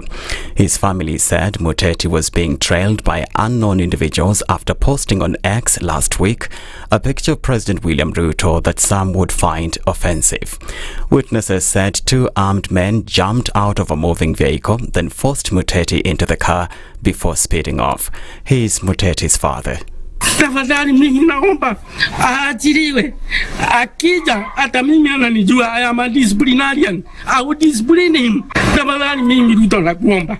Kama huyo kijana alishikwa na serikali, huyo kijana nakuomba umwachilie. Tafadhali wacha kuja hapa tukule sikukuu na tutakuwa nakwambia asante. Na mimi I do not support what goes on social media. Ya vitu ziko huko. Meanwhile, NARC Kenya party leader Martha Karua has reiterated her claims that the state is running an abduction squad targeting government critics. We know that the abduction squad is made up of Kenyans and foreigners, a select Kenyans, and it's outside of the police force. You remember Kanja being asked by Parliament and saying that it is not the police. To some extent, he may have been somewhat truthful, and he may have revealed without knowing, confirming what we said in a press statement, that the abduction squad has select people, and they're both from military and police, foreigners from Uganda, from Burundi, and God knows what other countries. This even comes as the Inspector General Police Douglas Kanja has maintained that police are not behind the kidnappings. The Kenya Revenue Authority has published new excise duty rates for various excisable goods and services. This follows the introduction of the Tax Laws Amendment Act 2024, which will be implemented on Friday. In a notice to all manufacturers, importers and suppliers, KRA said the changes will affect a wide range of products including tobacco, alcoholic beverages and imported goods. For example, cigarettes with filters will now be taxed 4,100 shillings per meal, up from 4,067 shillings. City lawyer Dunstan Omari has threatened to sue former Law Society of Kenya President Nelson Harvey for linking him to corruption. Omari has demanded an apology from Harvey over his social media post where he claimed that Omari is among advocates abetting corruption in the judiciary by conniving with High Court judges. In a demand letter through his lawyer Shadrach Wambui, Omari cited the Facebook post published on December the 12th in which Harvey allegedly claimed that he's never lost a case before a certain High Court judge. According to Wambui, Omari only appeared before the said judge in 2 matters where he won one case and lost the other. My client has been an advocate of the High Court of Kenya of good moral standing for the last decade and counting, knowing too well that my client has been a law lecturer at the Catholic University of Eastern Africa, has been a mentor for that reason.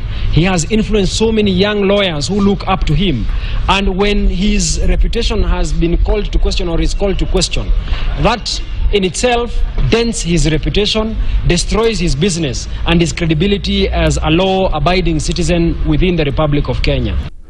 Residents in an Australian region engulfed by bushfires have been given 2 hours to return home to collect their belongings before Christmas as emergency crews try to contain the blaze. Communities around the Grampians in Victoria have been evacuated. Authorities have warned that conditions there in the days ahead could be the worst since Australia's most severe fire season on record. The bushfires have already burned over 41,000 hectares of land in the past week.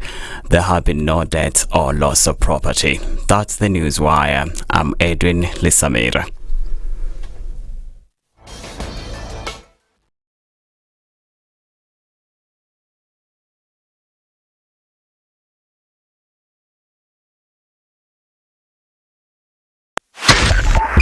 .5 Spice FM, Kisumu.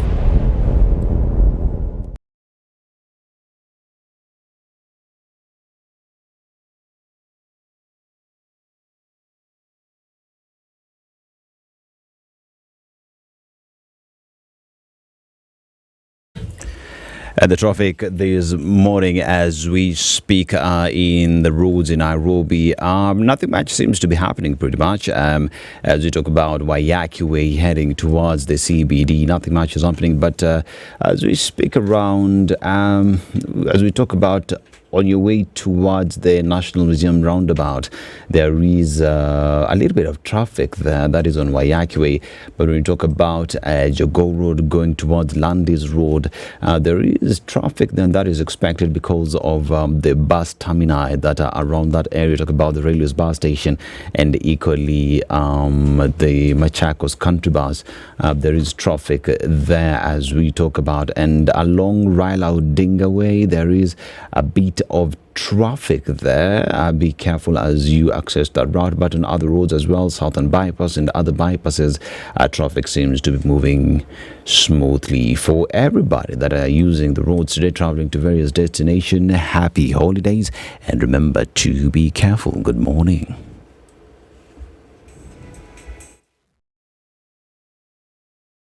A holiday in South Africa sounds something like this. The brunch with girls, the sport, the paragliding, the bucket list, the vibe, the company, everything, the energy. No, for real, babe. And we made new friends. Yes. That's nice. Yeah. And cheers to sweet escapes. The sweetest life. Your adventure in South Africa is just around the corner. Get 15% off flights when you book a holiday to South Africa on KenyaAirways.com. Come journey with us. Are you over 18 years old and a talented singer? Then this is your chance to make your way to fame and fortune. Record a 2-minute video of you singing and upload it to your Instagram, YouTube or TikTok. Tag Rembo TV and use the hashtag Kenya Star Search. Search www.kenyastarsearch.com and paste the link to your post on the form to join our online Kenya Star Search auditions for a chance to win over 1 million shillings in cash and grand prizes. Entries start December 16th, 2024 to January 31st, 2025. Kenya Star Search, powered by Skiza, Techno, Sunlink, Oraimo, G-Stone and Boomplay. Star Times. Enjoy digital life.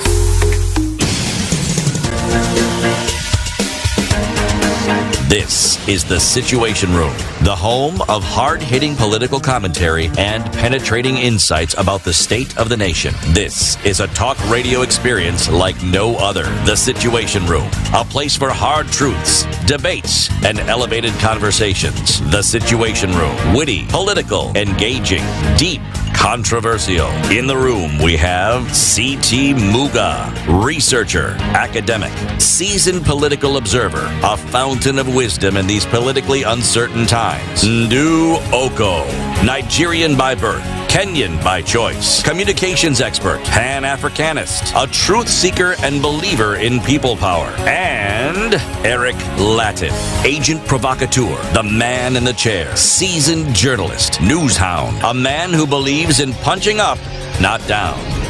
This is The Situation Room, the only way to start your day. And it is a minute after 8 a.m. 9 minutes after 8 a.m. Welcome to The Situation Room. In studio with me is a CT Muga, and as well as we have a guest that has just walked in, Marvin Sigei. Hey, City to Lisama to ask him how the name is pronounced. Yes. Don't stop butchering the guy's name. I don't want to butcher it. Yes. He pronounced it okay. Sigei. Sigei. Yes. You asked him. Yeah, no, I didn't ask him. It just comes naturally. The way the guy struggled with your name in the morning, without posing as though he got it right the first time. That's my grandfather's name. It should not be interfered with. It should not be interfered with. Yeah. So Martin Sigei is from. We were talking about. He's the CEO through 60 Group founder Zero. Where? From spirit to strength, embracing sobriety. We shall be having that discussion a little bit later. But City, now let me just talk to you about managing wealth. Right? Okay. Yeah. And when you talk about managing wealth as Standard Chartered Priority Banking, they understand that your financial goals are unique. That whether you're planning for retirement, building a foundation for your family's future, or just making your wealth work for you, they offer solutions that fit every life's stage. City Retirement, with a dedicated relationship manager and access to expert advisory backed by partnerships with global fund houses like Allianz, Amundi and Franklin Templeton. Your wealth journey is in the best hands. This is about real lasting solutions for today, tomorrow and beyond. Are you interested, City, in managing your wealth? Yes. So where do we go to? Well, as in, where do you and I? Yeah, me. I thought you said where do I go? I thought you said we're going to Sarit. We're going to Sarit. Yes. Later. But if I want more information on matters to do with managing my wealth, we go to... I thought it's you was going to tell me. prioritybanking.ke@sc.com. Yes. Everything to do with handling your wealth and building it for the future. Yes. You go to prioritybanking.ke@sc.com. Marvin, karibu sana. You're sitting on the hot seat, but on this show... It feels warm. Warm, yeah? Yes. Don't worry, it gets hotter. It gets hotter with time. But karibu sana, happy holidays. Sana. Thank you and, for having me. City, yes. I hear you guys are from the same school. Welcome him. The things you keep hearing, my friend. You don't believe everything you hear. Mm-hmm. But that little detail is actually true. Our proverbs for this week come from the state of Eritrea. Okay? Remember what I mentioned? There is Eritrea, which is a Greek town. There's Eritrea, which is in the Horn of Africa. Okay? Spelled slightly differently. And, well, a turn of tongue may make it sound as though it's the same place, but it isn't quite that. The proverb: if you hear a madman talking, wait for a minute, and you will soon hear what makes people think he is mad. Avin, what do you make of that proverb? Wow, that's quite deep. Things are deep here, I told you. The city is just getting warmer. That's quite deep. Normally, what would happen is that, if you were to literally look at it, is that if you were to approach any scenario, if I came here to Standard Group, for example, and then I was told, do not use this door, use the other one,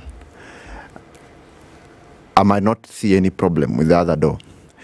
And if everyone else seems to be using this door, but then I say, come on, that door seems okay, and I try to get into that specific door, I'm likely to discover very soon why everyone else had told me in advance, please use this door.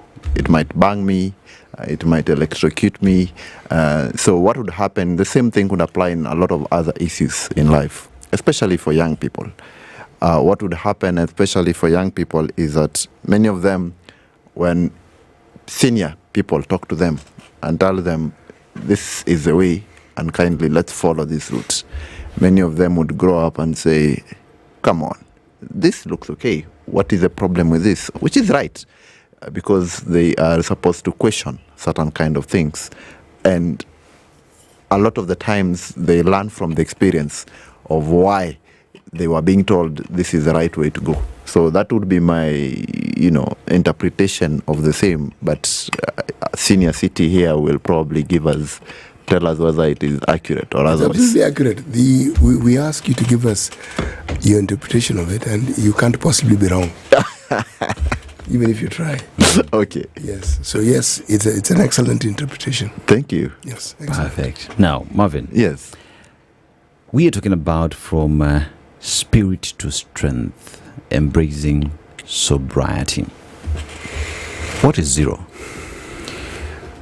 What is zero?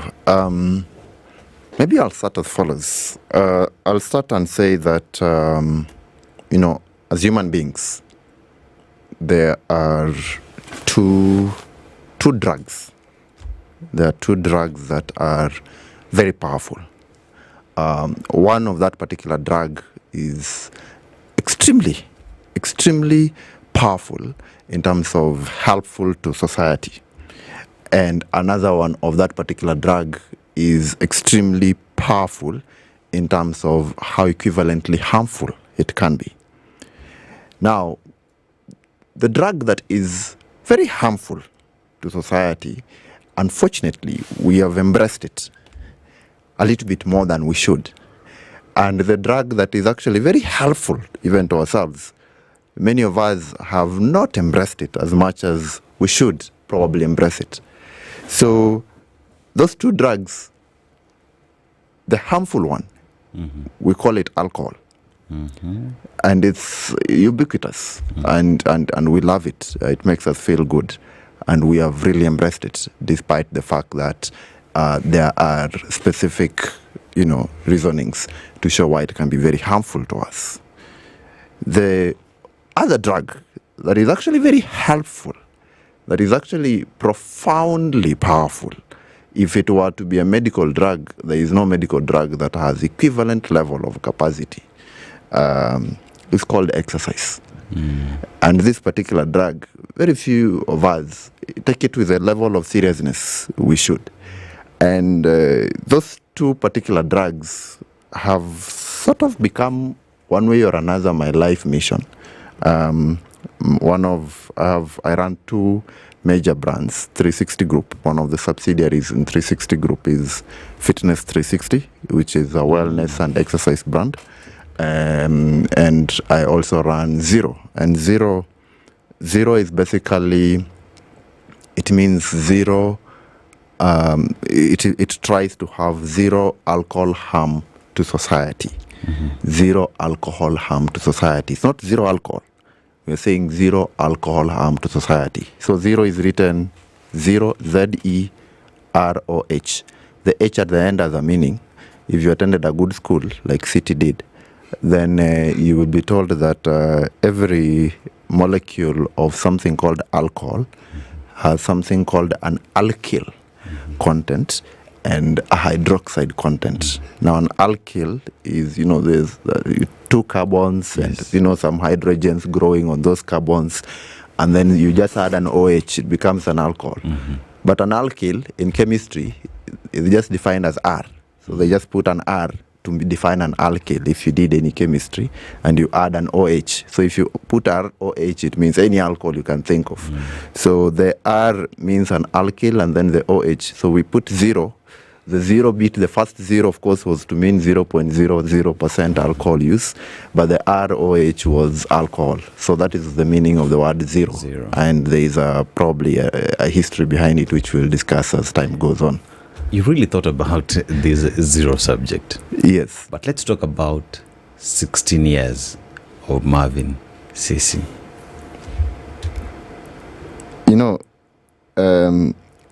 You say start from where it started. Yes. My story with alcohol starts way back in high school. It starts way back in high school, and I'm happy you've called me here on the eve of Christmas because it also starts within the festivity periods. What would happen is that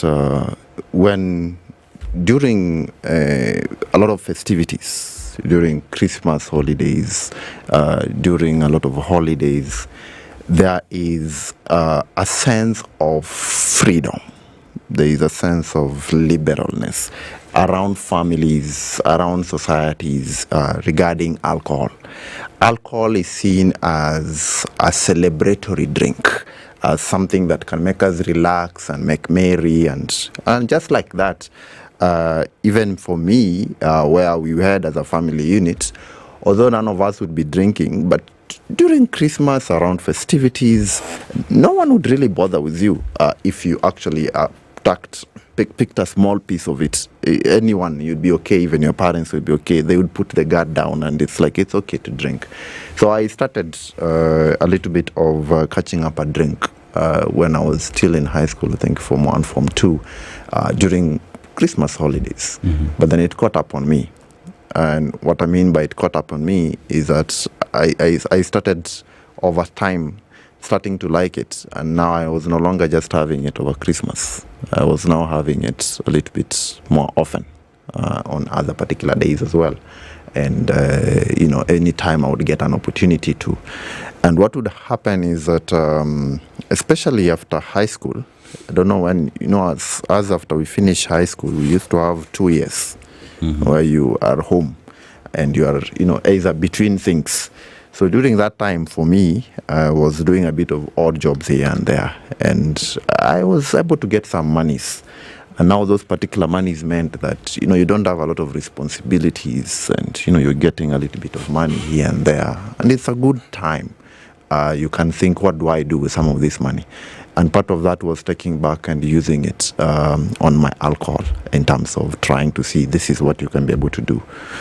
Anyway, to cut the long story short, is that I now got to a level where I did not realize it, but it started becoming a problem. So I moved in, and 2 years later I joined the University of Nairobi, and I joined the Chiromo campus to do mathematics. So I'm joining the University of Nairobi, and even when I join as a student, you still have that particular freedom, and I keep on having my normal drink from time to time. So it is not something that I realize is a problem until a bit much later. And what would happen is that I must have been in my third year or so. I was a student. I was involved in student leadership programs. We had, I think, around the same time I was involved in student leadership programs. We were in Sonu, or so to speak. Yes, I think around the same time as the governor of Nairobi, when he was there as well. We were both with him in Lenana and the University of Nairobi at the same time. So we were involved in a little bit of student politics. But, campaigning for student politics in UN is very hard. I was campaigning to become the organizing secretary. What makes it hard? Because you seem very specific. and the implication is that other campaigns are easier. What makes it hard? I've said that it's hard, but I think it's all campaigns are hard because, it's trying to convince people to believe in you is not the easiest of tasks. It is the ability of having to engage with other particular students and everything. And specifically for the University of Nairobi, it has very many campuses. I think they're quite, during our time, you had to travel to all the campuses and make sure that you convince everyone in all the campuses to vote for you, which was not very easy during that time. And during our time, you had to use your gift of the gab. We did not have any other mechanism. Nowadays, I see people being very flashy, but you just had to come out and speak to people and hope that they will listen to you and buy your policies, which is something that is, not there anymore when you look at the national political landscape. But I'm digressing a little bit. So what would happen is that they can also be very stressful. So at one point, I actually thought that I might be losing in the polls or something. We had a place at University of Nairobi. It was called Club 36. Klabu, yes. So Club 36, they have some. They sell some things. If you are a student and your pocket is not very deep, you can afford to go there and you can be assisted. So there is Club 36, but then there is also somewhere where the current KBC is. It's like a place where there was a joint where you could get things that we were told were tax-free, and therefore they were a bit cheaper. So there was near KBC. So you'd cross the road. So we'd start by Club 36, have the harder ones, because the harder ones would bring you to a level of, a good level. And then I'll cross the road to over, what is that called, Uru Highway, go towards the side of KBC, so that you could now finish on the brown bottle slowly and finalize as you have a discussion and plan your political issues. So what happened is I had this specific element, which is a tolerance for alcohol. I call it delayed high syndrome. Now, my issue was I could drink, but during the drinking, I would not get high immediately. So when we are drinking, we just drink. And that made me a star in many drinking parties, because it meant, one, I would be the last person standing. And, everyone, you say you cannot compete with that one. But the only problem was not because I thought it was because I was very strong. But that was not the issue. What the issue that was there was that my liver was not able to process my alcohol very fast. But what would happen, therefore, it would take time.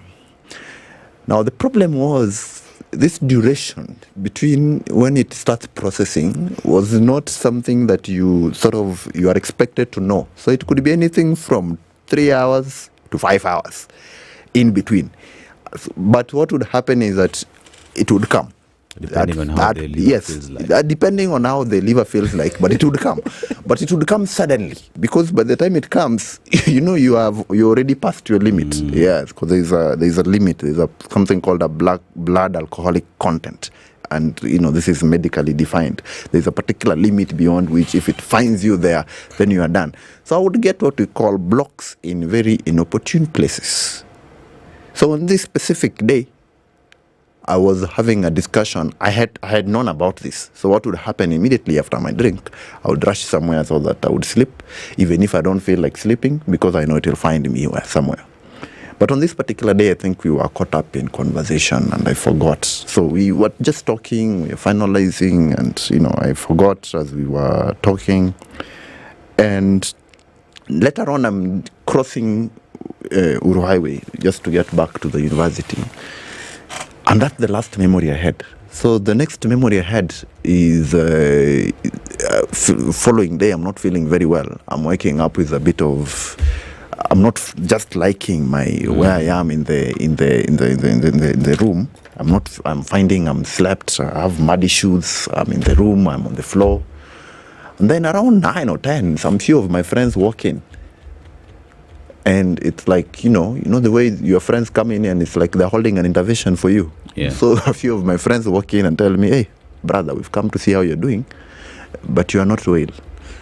Hii kitu imekushinda. This thing, it has defeated you. What thing? I'm like, yesterday we came to collect you from the other side of Uru Highway, and we thought you were even dead. You had blacked out. You had blacked out. So, and you had just crossed the road. Meaning, if you had blacked out just a meter before you crossed the road, then you would have been, a speed bump. You would not be here. This thing is not working for you. So, yeah. So that was the moment. And they really talked to me. They were my friends. They were talking to me in the morning. They told me, Bana, this thing is not working for you. This thing is actually not working for you. And what happened is that I listened to them. You can tell the concern when it's your closest friends and they're talking to you, and you can tell they mean it. So that time, what I did is I just listened. I didn't say a word, but I looked at myself. I was not feeling well. Those symptoms you have the following day after you just finished your drinks. Don't feel the best version of yourself. What I did is immediately, my village is in Vihiga. That's my countryside home. I was brought up by my grandfather.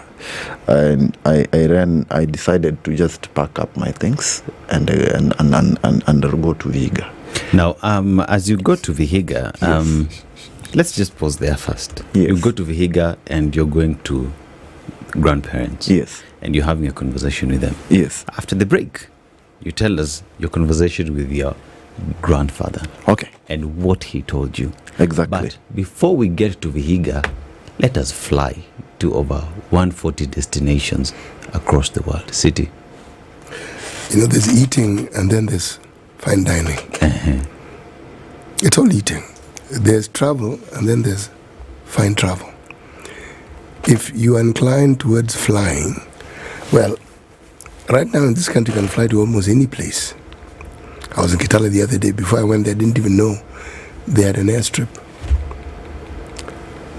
If you want to leave the country and you want to go to a destination of your choice, you will choose an airline to fly you to your destination.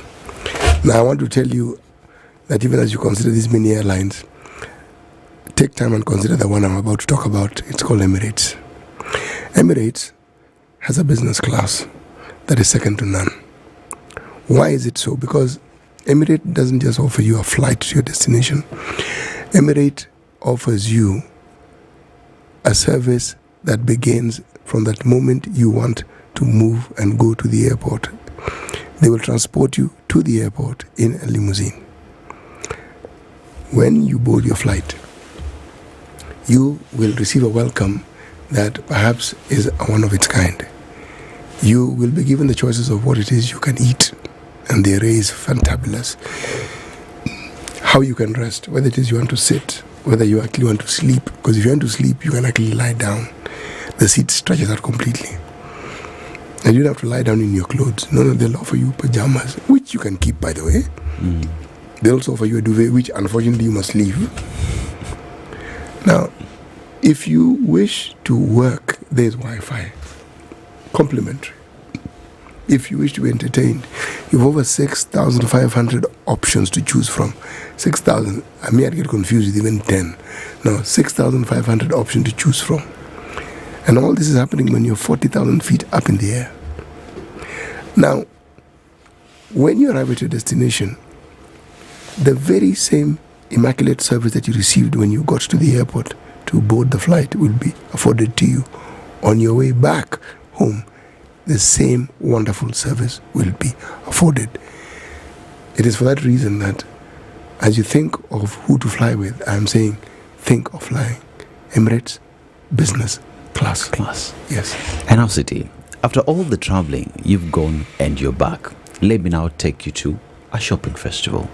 Right? Now, the Loop Shopping Festival is ongoing in various malls and is coming up in a mall near you. Now, Loop has got you covered with credible deals from a wide range of merchants, including Hotpoint, Quickmart, Bata, Tak, Java, Bountiful Safaris, Oppo, Linton's, Mook, Simbisa, and in Simbisa we mean Chicken Inn, Galitos, Creamy Inn, Pizza Inn, and also you can find them in Shell and Phone Express Lifestyle Hubs, among others. Now, this festive season, Loop is offering you all these incredible and amazing deals to cater to all your needs in the Loop Shopping Festival. You get incredible deals and offers, plus you get 10% cash back of up to 5,000 shillings to at participating partners when you spend 2,000 shillings and above and pay with Loop. You can also enjoy various other things, including most affordable transaction rates in towns across any channel, easily make payments to other accounts and pay all your bills easily, and even set up automatic payments, get access to quick loans, overdrafts, and buy now, pay later solutions. City, why wait? Just Loop it. Download Loop today. Travel, come back, shop, festive season, sambamba. Yeah, my friend, you've got this thing covered, eh? Kabisa. Okay. So we talk more after the break. Yeah, most certainly. Sawa sawa.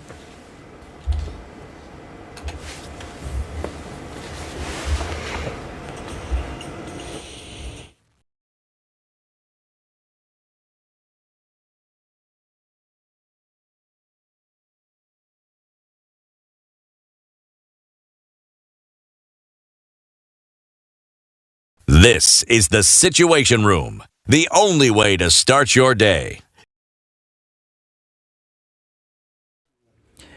And the traffic this morning as we speak in Nairobi now. The roads seem to be clear other than Jogoo Road towards Landis Road. And we're talking about the bus stations. We talk about the Machakos Country Bus and the Railways bus station there that is busy and packed up. But when you talk about Mombasa Road, nothing much is happening. Waiakui as well is flowing, and we go to Ngong Road as well is flowing smoothly. Now Thika Road is flowing today. There are various and notorious sections that is around Muthaiga Square. Nothing much can be reported today. And we talk about all the bypasses. Everything is flowing. What's the situation on the road that you are using today? Kindly talk to us across our social media platforms. But our clarion call today is wherever it is you are and the roads that you are using, remember to be careful and considerate of other road users. Good morning. Mature, intelligent talk every morning. Spice up yourself.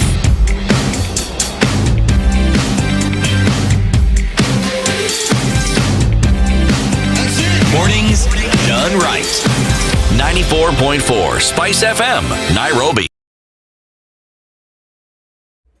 And it is 35 minutes after 8 a.m. And in studio with me, I have Marvin Sise, who are we having a discussion around being sober. And this is coming on the eve of the Christmas holidays and also just the festive season as we talk about the importance of being sober. Now, Marvin, it's a question of you've now left Nairobi. It is a concern. You realize there is a problem. You've gone home to be with a grandpa who, for a very long time, has always told you to take care of yourself. What does grandpa tell you the first time he sees you or react? I don't know what happens with these old people. You remember the proverb we were starting? Good thing he's not here. We can talk. They tend to be very. They can instinctively sense certain things.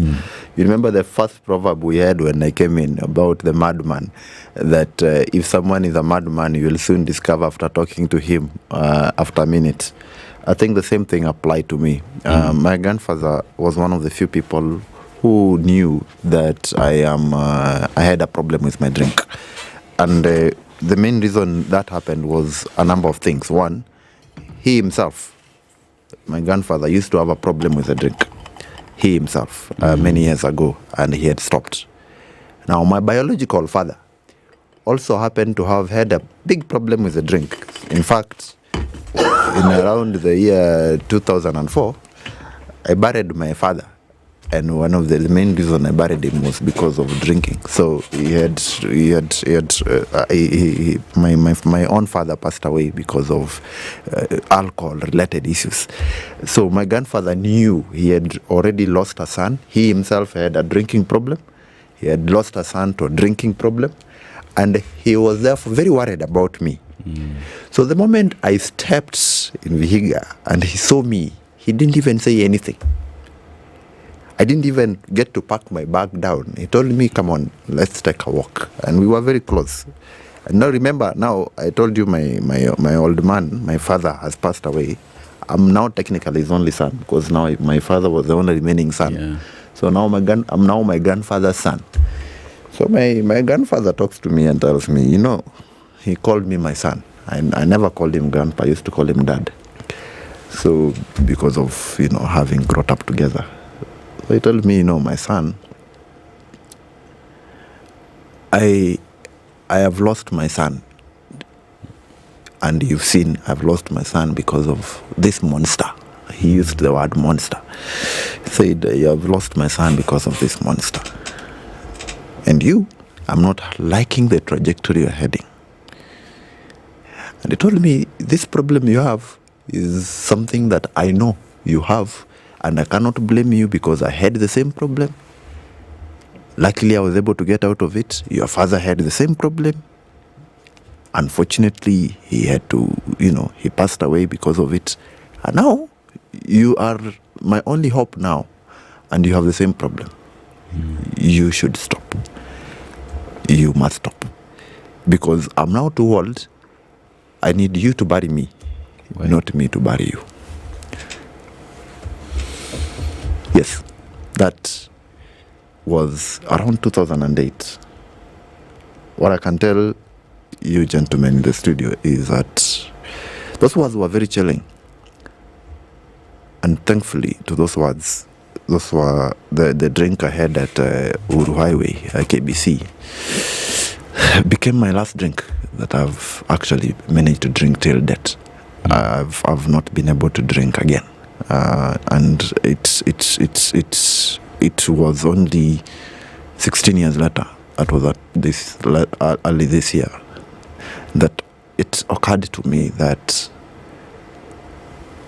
being sober for these 16 years has helped me so much in my life, and my trajectory of my life has changed to such a great extent that it's made me think and wonder how many other people might not be as lucky as to have, a wise old man in their life who can push them in the right trajectory, who can show them what needs to be done, who can show them what happens and how that is important. And that is why when I sat down and decided, I've been able to set up a successful company, 360 Group. We have interests in many areas, fitness, communications, digital, and many other areas, design.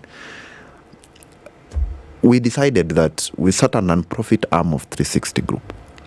And this non-profit arm is going to be specifically handling alcohol harm in society.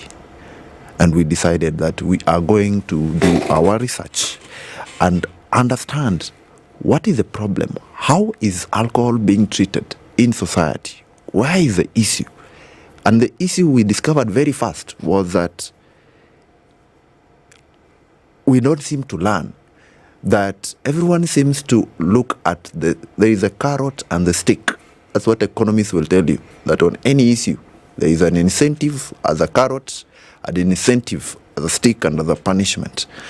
But when it comes to alcohol abuse and addiction, we only seem to have very strongly a stick. We tend to look at the people addicted as, people who are lazy, people who cannot take control of their lives, people who cannot control their alcohol, and we have not gotten time to understand and incentivize them into the correct way. On the other hand, alcohol companies, the selling companies, have realized the importance of how the incentive and the carrot works, and they incentivize and they get their followers in a very good way. So the people who are fighting alcohol and drugs in general, including Nakada and the rest, if you look at all the particular growing some, even everyone who is talking about smoking, everyone talks about, tell people about how this will kill you, this will give you cancer, this will do you what. And that is not the way if you want to get this other people. So there has to be a different way. There has to be a intelligent, sociological, based on behavior therapy, based on science way of how to handle this. And if alcohol companies have discovered this, look at all their ads. You'll never find alcohol ads having their people after they have used the drink using it. No, they'll always have people in different settings. During. When they are during and before, when they're happy. But after, the effects are done. No, those ones, they don't appear in their ads. So when you want to come up with incentivize, when you want to talk to people, what would happen? The first thing which I would like us to probably look at as we work forward is an understanding, which my grandfather made me understand, that alcoholism is not a condition per se that you would say this will happen. It's actually a disease, and it can be cured, it can be treated, it can be looked into. And that's what we are looking at Zero. We're looking, how do we do this? How do we help treat this? How do we help our young people get out of this menace? What would you say is the difference between what we say in Kiswahili, an alcoholic and a mlevi? A drunk and an alcoholic. And if there is a difference, what is it? A drunk and an alcoholic. Let me, there is a tool, there's a framework. There's a framework that has been brought together by a group of psychiatrists. Now, psychiatrists have this thing called a Bible. They have a Bible that checks up mental disorders. They discover that drinking is actually, it can be caused as a use of drinking can be a mental disorder. So there is an 11 criteria tool. Is that why they call it a mind-altering substance? Is that why they call it a mind-altering substance? Yes, that is why it's called a mind-altering substance, because it actually it's a disease on your brain, on your mind. So there is a diagnostic and statistical manual. Don't know whether that is a big enough word. I'm getting it correct. City, you are the wise one with words here. Diagnostic and statistical manual of mental disorders. This is 5th edition currently. They have brought up an 11 criteria. How do you confirm whether you have a problem with alcohol and you are not? Under these 11 criteria, if you allow me, I would want to basically go through them because this would be very important. And if anyone would be listening, then it would be good for you to take a pen and paper so that you can decide what level of alcoholism are you at. Okay. This 11 one are saying, 1, if you find yourself drinking more or longer than intended, you had planned you'll have one bottle or 2, but then you discover that 16 later, you are still on 1 or 2. That is 1.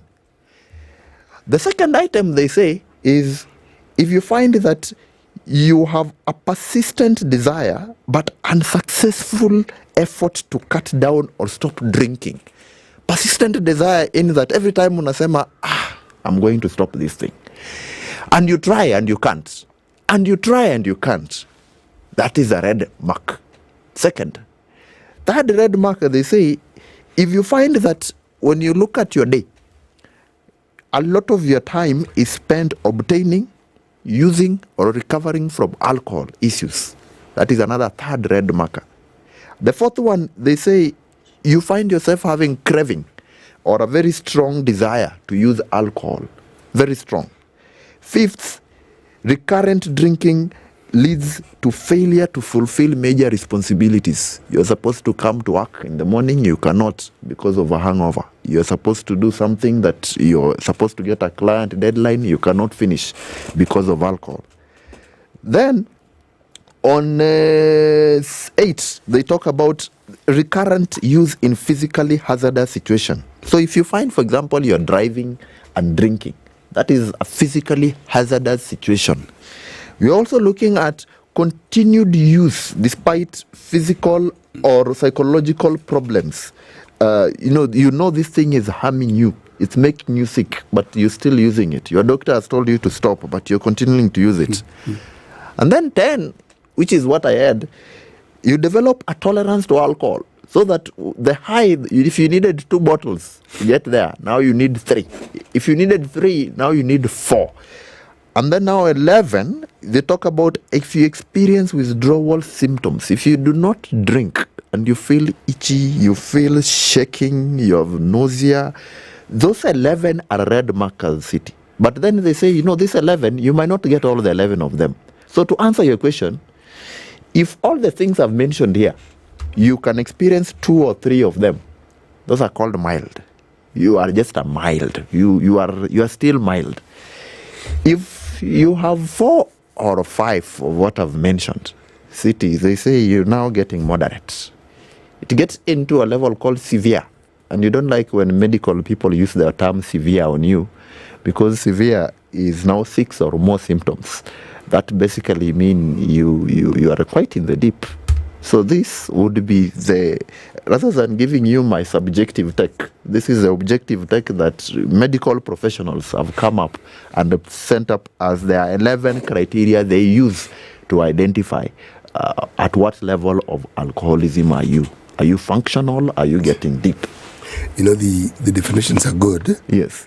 Because they are clear, empirical definitions that one can look at. Yes. Unfortunately, there's a social element of drinking. Yes. That isn't captured here. Yes. And that often is the bigger problem, because in what ecosystem do people get to drink, or in what ecosystem do people get to overindulge?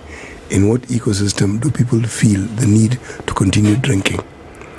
Because most people who drink don't drink alone. It's a social element. Yes. And in many instances, it is socially acceptable. But there's a guilt element to drinking that is brought about by religion, depending on what someone subscribes to. Yes. People are first introduced to alcohol as the devil incarnate. Okay. Pombe. Mbaya. So anyone who is inclined towards consuming alcohol is already considered who you Mbaya. And this person is lost. He's going against the... Exactly. Now, yes. When something is socially acceptable, yes, it's a lot easier to justify to yourself. Yes.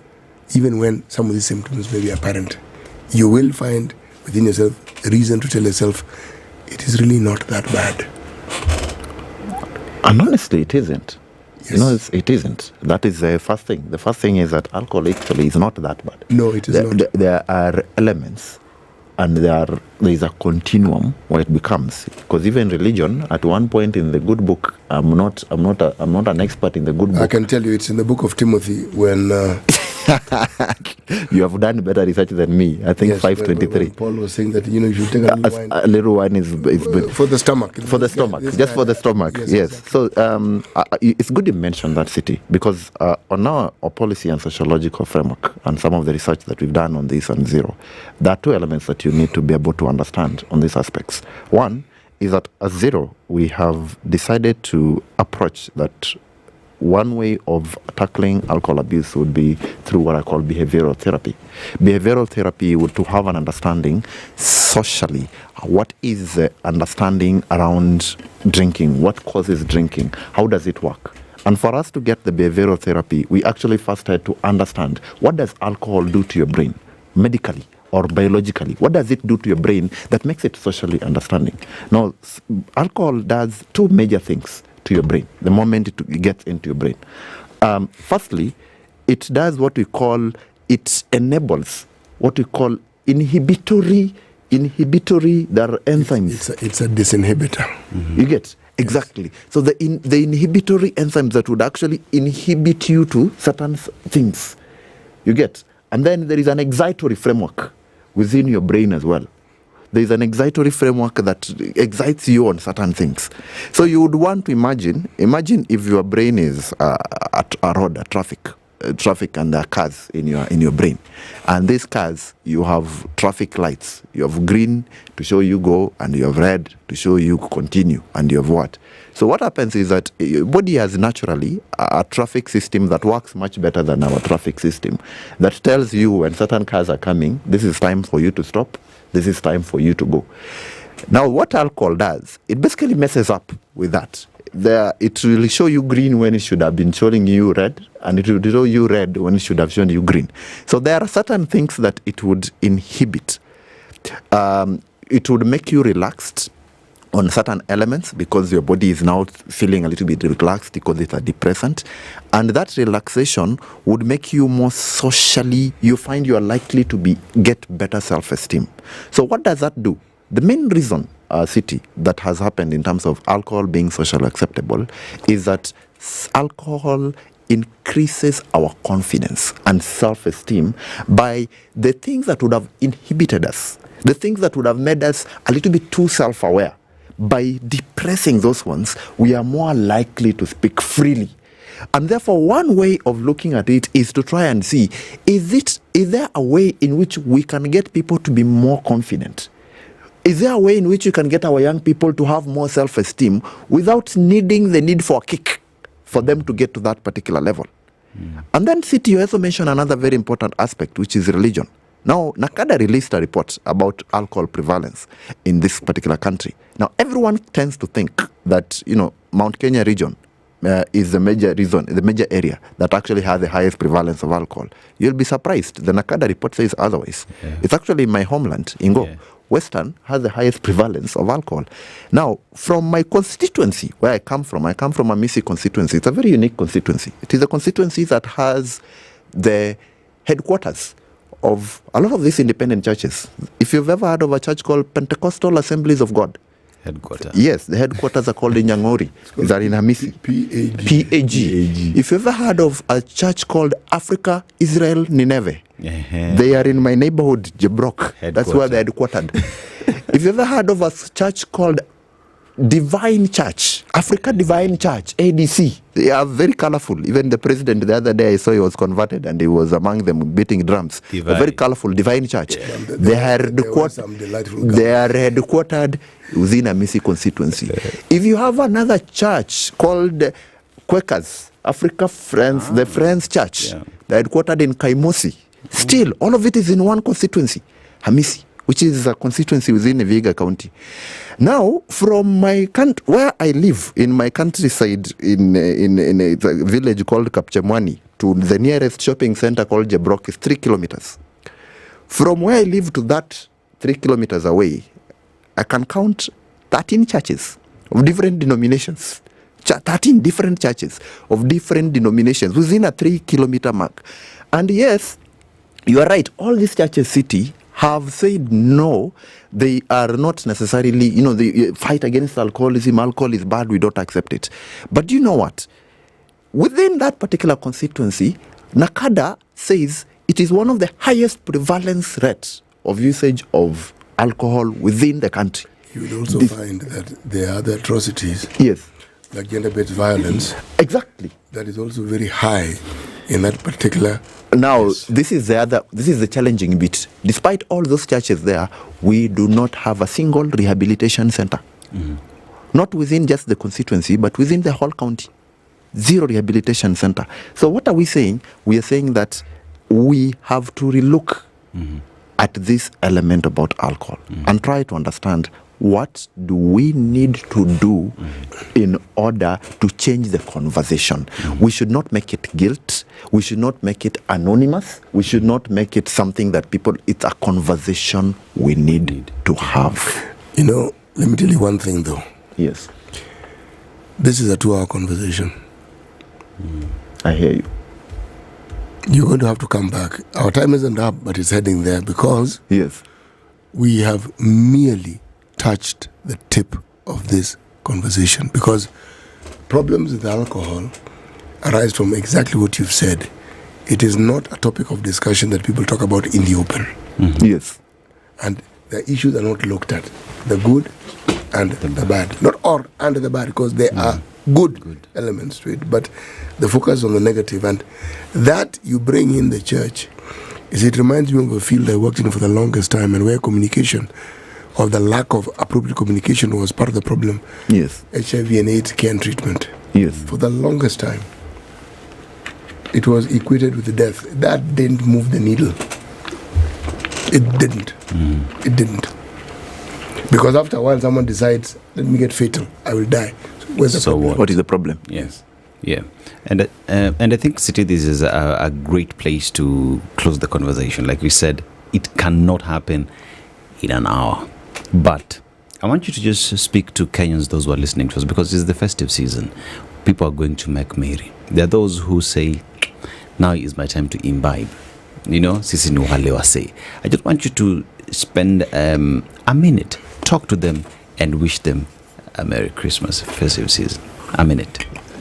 Kenyans, this is what I would like to say. As we make merry, as we have fun, as we celebrate our holiday, as we try to usher in the new year, I would say that the best of things happen in moderation. Have whatever it is that you want to have in moderation. Whether it is water, have it in moderation. Whether it is food, have it in moderation. Whether it is going out to drink, have it in moderation. Whether it is having whatever it is that you're doing, have it in moderation. And in that spirit of moderation, I wish everyone listening to have a Merry Christmas, a Happy New Year, and as City said, let's keep on having zero sober conversations about this particular topic. You can visit Go Zero, that is Go Zero with an H at the end, .org, and we can start this particular conversation and continue having specific discussions about this. For now, thank you very much. City? No, thank you. Thank you. This is a conversation. We are going to invite you again. Yes. And we will ask people to call in because it is important. Okay. It's an extremely important conversation, and thank you for coming. Karibu sana. It is 28 minutes to the top of the hour, 9 a.m. This is The Situation Room. Good morning.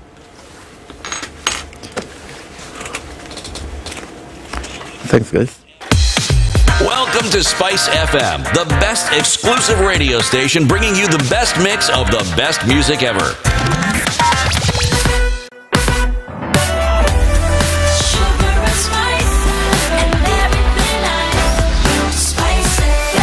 Spice up your life.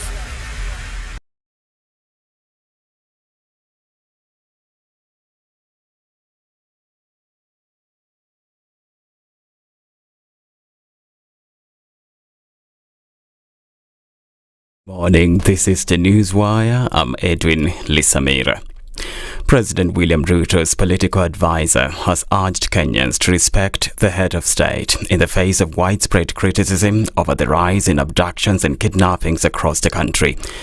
Karisa Nzai says the government is working to find the missing individuals, but Kenyans should respect the presidency even as they demand for their release. Rais hata kama hukumpigia, lakini kwa sasa ndio yako kwa kiti. Anaanza hapana, heshima tu ni ya bure. Heshima ni ya bure. Serikali itafanya kazi ya kutafuta hawa watu mahali walipo, labda hata wamechukuliwa na wakora, lakini serikali tutakutafutia na tuwaletee watu.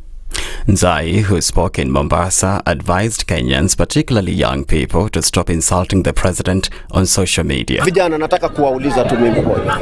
Ukiwa na simu yako na ukiwa na vitu, heshimu mamlaka. Jifundishe kuheshimu mamlaka. Kuna msemo wa Kiswahili unasema asiyefunzwa na wazazi basi ulimwengu utamfunza. Tunasema haya kwa sababu si kwamba ati labda serikali ina uhusiano. Serikali itafanya kazi ya kuwatafuta, lakini mama, baba, ambia huyo kijana wako hii tabia unafanya hapana mzuri. Mbona sio mtoto wa mwingine? Mtu anaweza kuwa amekupa shilingi 10,000 tu kwa sababu ya usikubali. Jitunzeni vijana, tuna opportunity nyingi za kuwapatia za kufanya. Meanwhile, the Law Society of Kenya has called for the immediate release of 2 men allegedly abducted last week by people believed to be police officers. The family of one of the men said in the days leading to the abduction, he was being trailed by unknown individuals after posting on X a picture of President William Ruto that some would find offensive.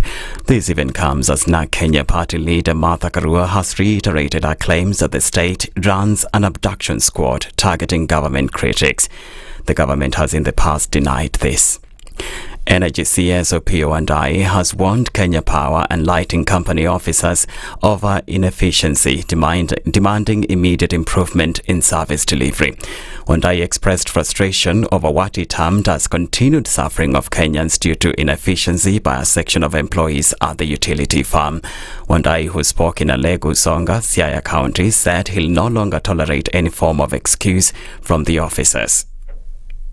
Kenya Power Lighting Company is a company owned largely by the government of Kenya. And if you are assigned responsibilities to address issues of electricity in the countryside, please take your work seriously. Take your work seriously and respond to complaints by wananchi swiftly and promptly. Address the issues being raised by wananchi on a timely basis. And if you think that this work is too much for you, please give way for others to come in and help the country. The government has stepped up campaigns to encourage more Kenyans to register with the Social Health Authority, Asha. Health CS Deborah Barasa toured Trans Nzoia County on Monday, where she announced plans to roll out extensive public sensitization to educate Kenyans on the benefits of the new health scheme. Barasa said her ministry was partnering with counties to carry out massive SHA registration from next month.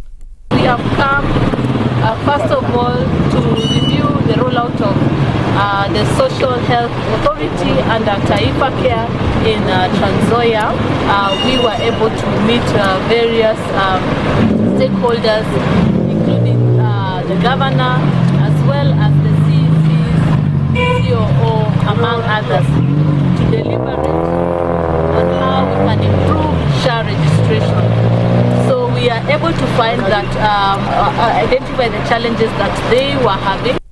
Honda and Nissan plan to merge as the two Japanese firms seek to fight back against competition from the Chinese car industry. Joining forces would create one of the world's biggest car producers alongside Toyota, Volkswagen, General Motors and Ford. Honda's chief executive Toshihiro Mibe said the potentially multi-billion-dollar deal would combat what he described as the rise of Chinese power. He said the plan needs to be in place by 2030. That's the Newswire. I'm Edwin Lisamira.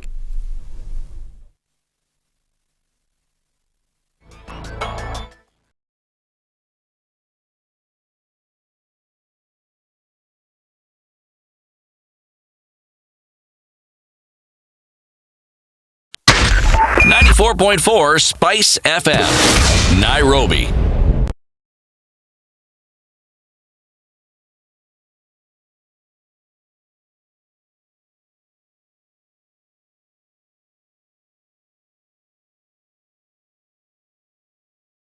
And the traffic this morning as we continue to get into the festive season. Now, we talk about the roads leading to the CBD. Let's start from Jogoo Road, shall we? Now, Jogoo Road towards the City Stadium roundabout is flowing smoothly, but from the City Stadium roundabout as you head towards Landis Road, towards the CBD, now that is packed up. That has been the situation all morning today. And as well as we go to Thika Road, the notorious areas that is around KCA University, Muthaiga Square is flowing, but as you get towards Murang'a Road, the roundabout there towards Kirinyaga Road is actually busy as well. That is an area that is used as well by Kenyans who are traveling to various parts of the country. But let's go to Waiyaki Way now. Waiyaki Way around Consolata School, there is busy, a little bit of traffic that is building up at the moment. But we go to Mombasa Road now. Mombasa Road, nothing much seems to be happening today. Nothing much to report about. No traffic, everything is flowing smoothly. And as we go towards Ngong Road, nothing to report about on Ngong Road. All the bypasses as well are moving smoothly. But as well, you can tell us how the situation is on the roads. Talk to us, let us know how the roads are. But all in all, remember to be safe this festive season. Good morning. Hitting political commentary and penetrating insights about the state of the nation. This is a talk radio experience like no other. The Situation Room, a place for hard truths, debates, and elevated conversations. The Situation Room, witty, political, engaging, deep, controversial. In the room, we have C.T. Muga, researcher, academic, seasoned political observer, a fountain of wisdom in these politically uncertain times. Ndu Oko, Nigerian by birth, Kenyan by choice, communications expert, Pan-Africanist, a truth seeker and believer in people power, and Eric Latin, agent provocateur, the man in the chair, seasoned journalist, news hound, a man who believes in punching up, not down. This is the Situation Room. Tendawili iko jamaa moja alifika Disemba. Sasa hiyo Disemba tasema takula mbuzi. Sasa na kuku. Sasa na nini nyingine na samaki, sivyo? Na nyoyo, sivyo? Huyu mtu ni nani? Ni wewe. Kula hiyo yote, lakini ujue hii mwaka inakuja mimi naenda AU. Sema AU. Sema AU. Sema Addis Ababa. Tupatane Addis Ababa. This is Eric Latif. Happy holidays. See you next year. A holiday in South Africa sounds something like this. The brunch with girls, the sport, the paragliding, the bucket list, the vibe, the company, everything, the energy. No, for real, babe. And we made new friends. Yes. That's nice. Yeah. And cheers to sweet escapes. The sweetest one. Your adventure in South Africa is just around the corner. Get 15% off flights when you book a holiday to South Africa on KenyaAirways.com. Come journey with us. Mature, intelligent talk every morning. Spice up yourself.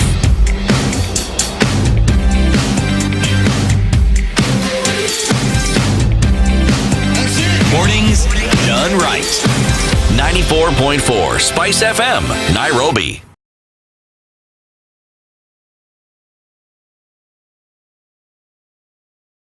It is exactly 9 minutes after 9 a.m. Welcome to the Situation Room. My name is Dennis Aseto. We are here with CT Muga. CT, uko shambamba? Nashukuru niko mzima. Yes. Yeah, CT now. Let's talk about KCB to Jajiri platform, yeah, and the opportunities that therein lie on to the youth pretty much. And KCB now says that it is a question of the youth that have been out of school, no skill, they're identifying the problem, they're giving the solutions that do exist, and that the program sponsors training for students aged 18 to 34 in technical training institutions to keep them with the technical skills or upskill them to attain NITA certification. So out of school, no certification, take you to school, get trained, get certification, City. And that the program incubates the enterprises created by these students by offering business development services where the youth get one-on-one mentorship, how to register business, create businesses, development plans and proposals, marketing, bookkeeping, legal and advertising, City. This is the conversation we were having yesterday with Amos. That's a very large array of things that they do. Yeah. Have a very broad spectrum. Yeah, very broad spectrum. And they say as well that when these young people get to graduate and are ready and their ideas have been vetted for bankability, they receive credit. Remember Amos yesterday telling us that he actually is planning on getting credit capital to start his business. And that this is also the point where KCB Foundation to your Juru program exits and leaves these to the bank, who now get in to advise you about your account, how it is performing, areas to get into in terms of making sure that your capital grows and is working for you. KCB says for you to get this information, you go to kcbgroup.com/foundation. City. Now, here's a question where the youth have gone through these amazing situations. They've been given the skills. They are now entrepreneurs, hiring others in this spectrum. And they say, it is the festive season. I need to travel. Perhaps I need to travel comfortably. Where should they go to, City? Well, you know, even if you're not an entrepreneur and you want to travel out of the country, you always have choices. And the means by which you travel form part of the choices. But we want to talk to you about a choice that you will not regret having made. And that choice is Emirates Business Class. And why we say you will not regret it is because not only will your needs be met, the need to move from point A to B, but it will be met in such comfort and such care and attention to detail that meets your specific needs, that you will probably wonder why it is you didn't bother with this before. Now, we're simply saying this. If you wish to travel outside the country and you're wondering whether the airline that you've chosen goes there, well, consider Emirates Business Class, because it offers you 140 destinations from Jomo Kenyatta International Airport, Nairobi. Your journey begins when you make the decision to do just that. And thereafter, your travel to the airport is an absolute luxury, pleasure. When you get to the plane, your senses will be titillated. The sense of sleeping, that will be taken care of.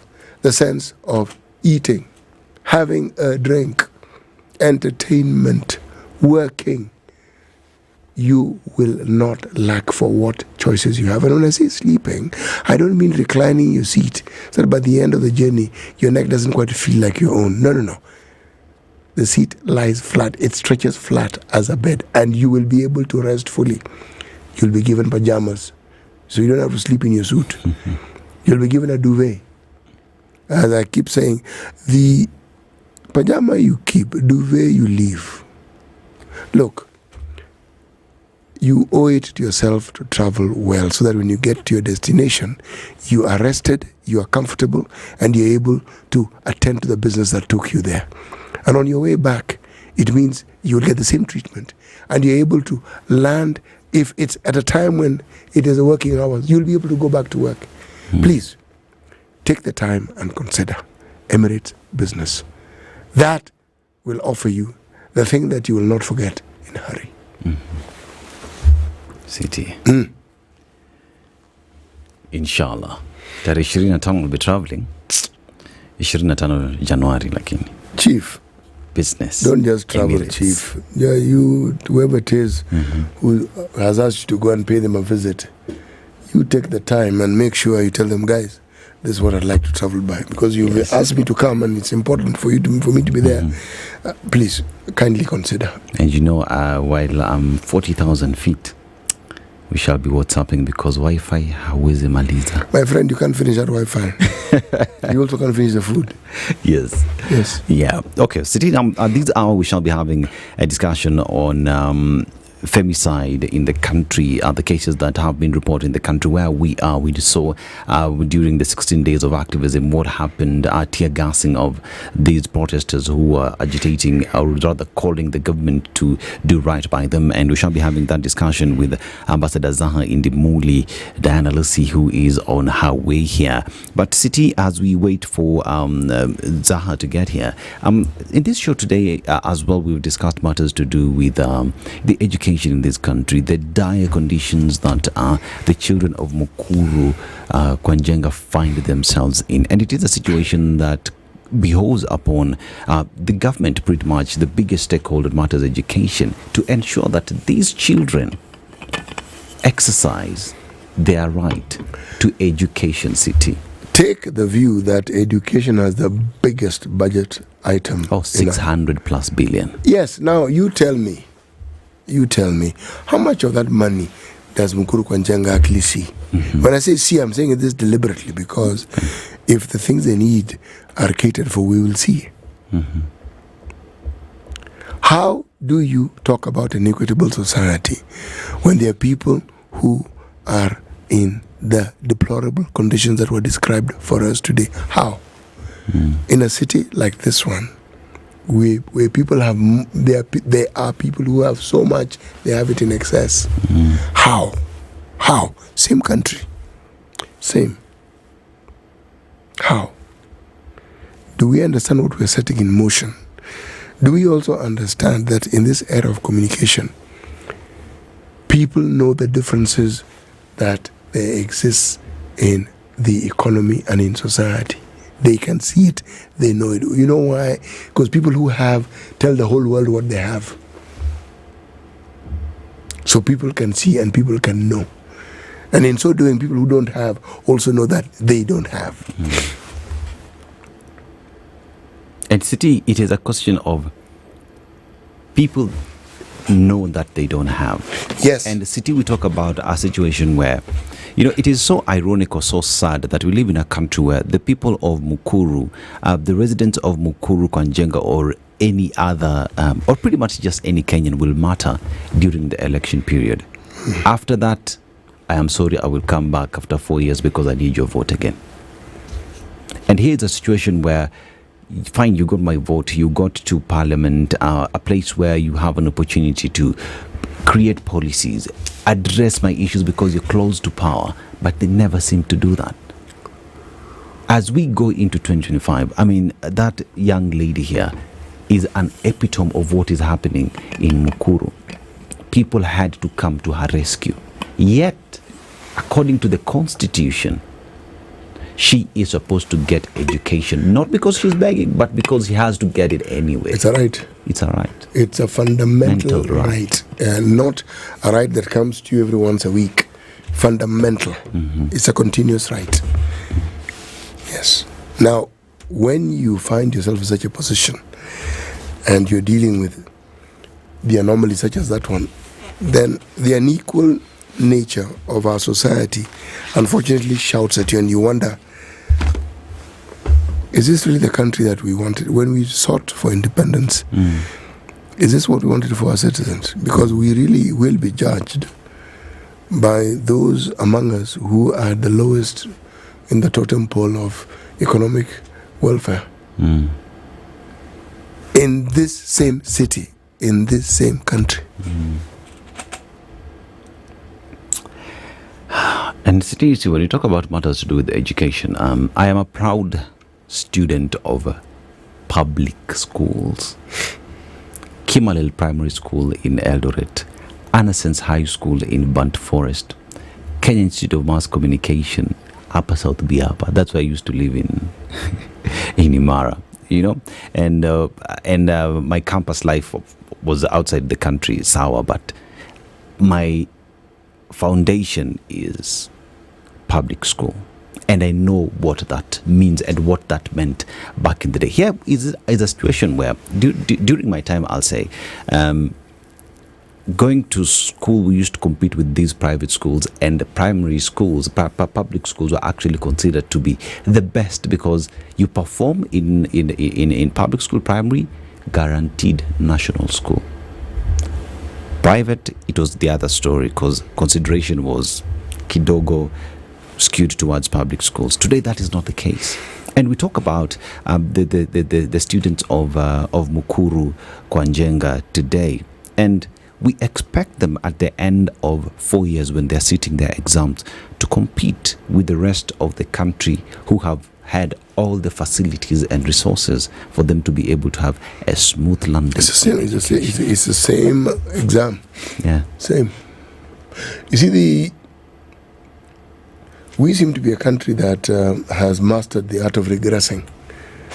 You see, people talk about public schools as though they are slowly getting into extinction because private schools have taken over. We, on the other hand, have a situation where people of my generation all went to public schools. Private schools were few. Including those who are in power today. Few. We all went to public schools were the schools to go to. Don't joke, Bana. Public Don't schools. joke. We went to public, primary, secondary, and then university. Public. They were the centers of excellence. Yes. And city thing is, they still are. What we lack is intentional investments into these institutions. Because city, if you went through a public school, it has gotten you to a level where you are the president of this republic today. We are talking about a situation where you are the prime cabinet secretary. You've gone through these public institutions. Is it not upon you to make sure that that which put you there continues to thrive? My friend, when you look at how school boards and the school alumni help and contribute to some of the schools, some of the older schools in this country, and how and why it is they thrive is primarily because of that. But that's a story for another day. For another day. Our guest is with us. Our guest is here. Yes. Ambassador Zaha, Indimuli, Diana, Lucy. Aye. City. Too many names. Jina nzito. No. You are allowed to have as many names as you like. I know. If you limit yourself to 2, hiyo ni shauri yako. Shauri yako. Yes. Provided najua kwa ID mbele iko sawa. You can add others if you want, like Al-Hajj in your case. Welcome to the Situation Room, Lucy. And we want to talk about National Advocacy Lead and Femicide KE movement. It is a situation we saw the 16 days of activism just get observed across the globe, and also what happened in the country. But before we get into that conversation, City, we welcome her the way we do it. Yes, with a proverb. Our proverb for this week ending today are from the state of Eritrea. Eritrea is in the Horn of Africa. Okay? It's a country which is very interesting in the sense that African countries, the majority of African countries, with the exception, I think, of Ethiopia, were colonized. And so when they talk about independence, they gain independence from a colonial master. Eritrea gained independence from Ethiopia. They decided this being in Ethiopia is not working for them. So September 1st, 1961, the War of Independence began. And in 1991, 24th May is when they were de facto state, de jure in 24th May 1993. So as you can say, just the other day here. Now the proverb, if you hear a mad man talking, wait for a minute and you will soon hear what makes people think he is mad.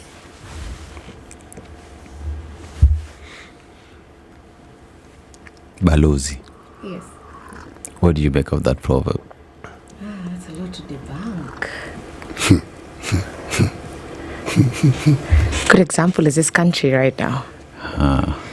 Please go forth and explain. I think it just enriches the fact that everything will always manifest itself to your sight, and you definitely get to see people's realities from their experiences and what they choose to show you.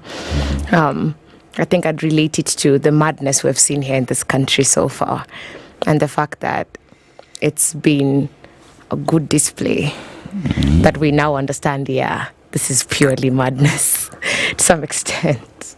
And I'm going to ask you what you mean by madness.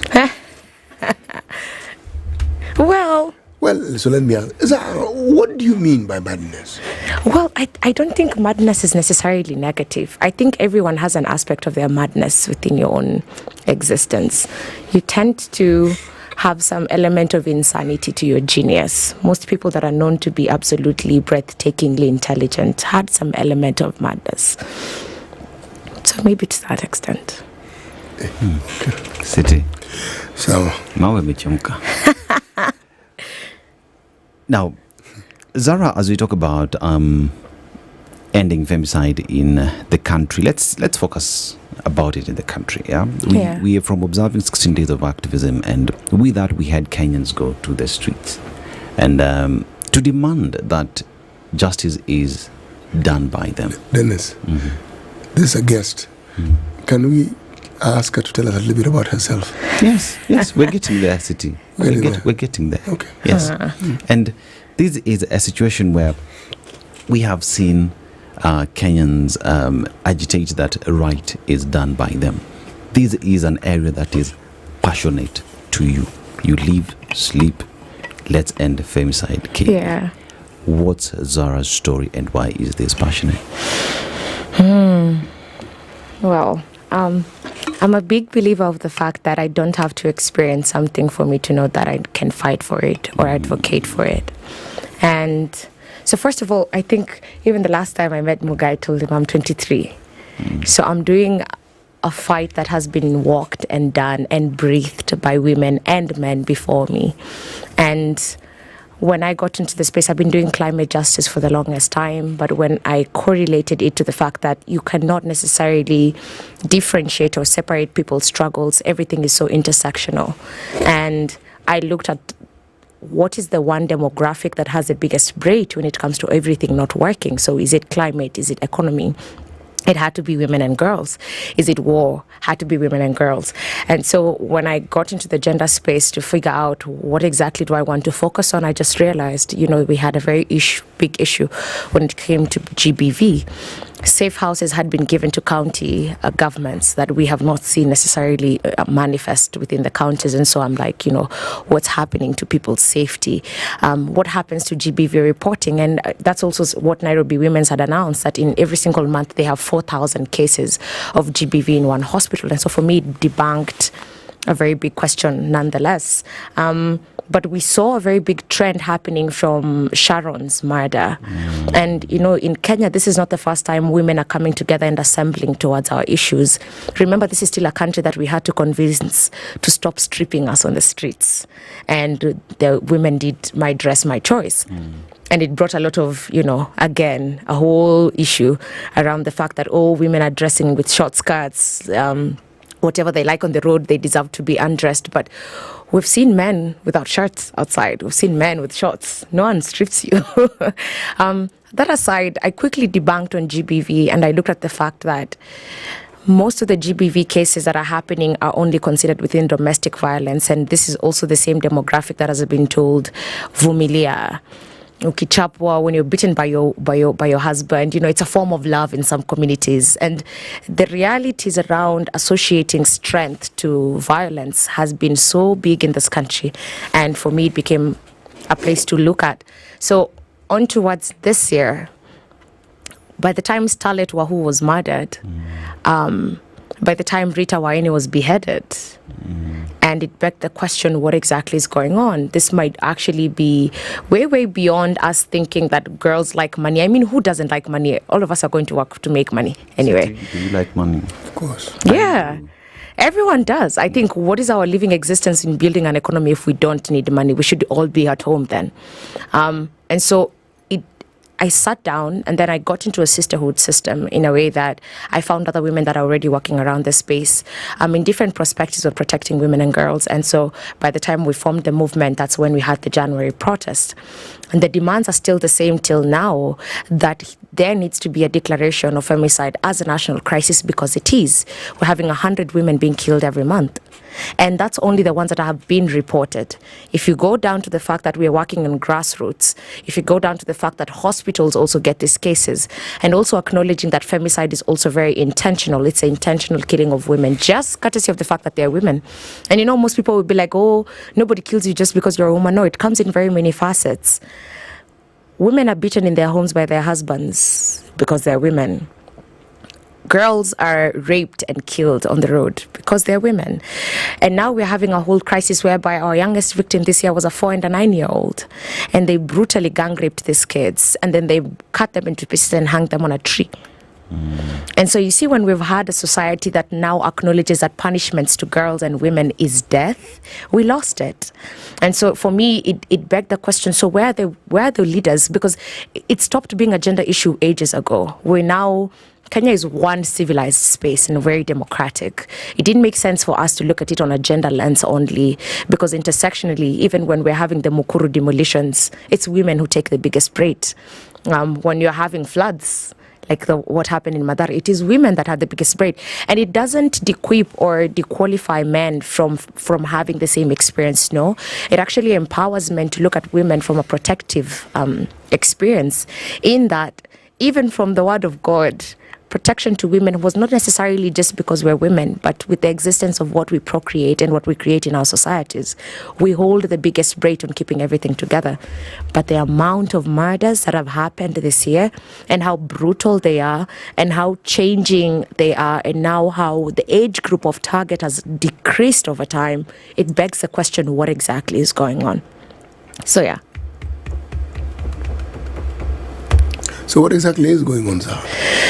Oh my God, everything is going on. Femicide cases, we have not had any success on them when it comes to the judiciary, meaning the judicial service needs to be checked in. The police do not know how to handle. I had about a case where a child was raped, a 9-year-old, I will not call out the police station, but a 9-year-old was raped, went to the police station, and the police was like, can I confirm?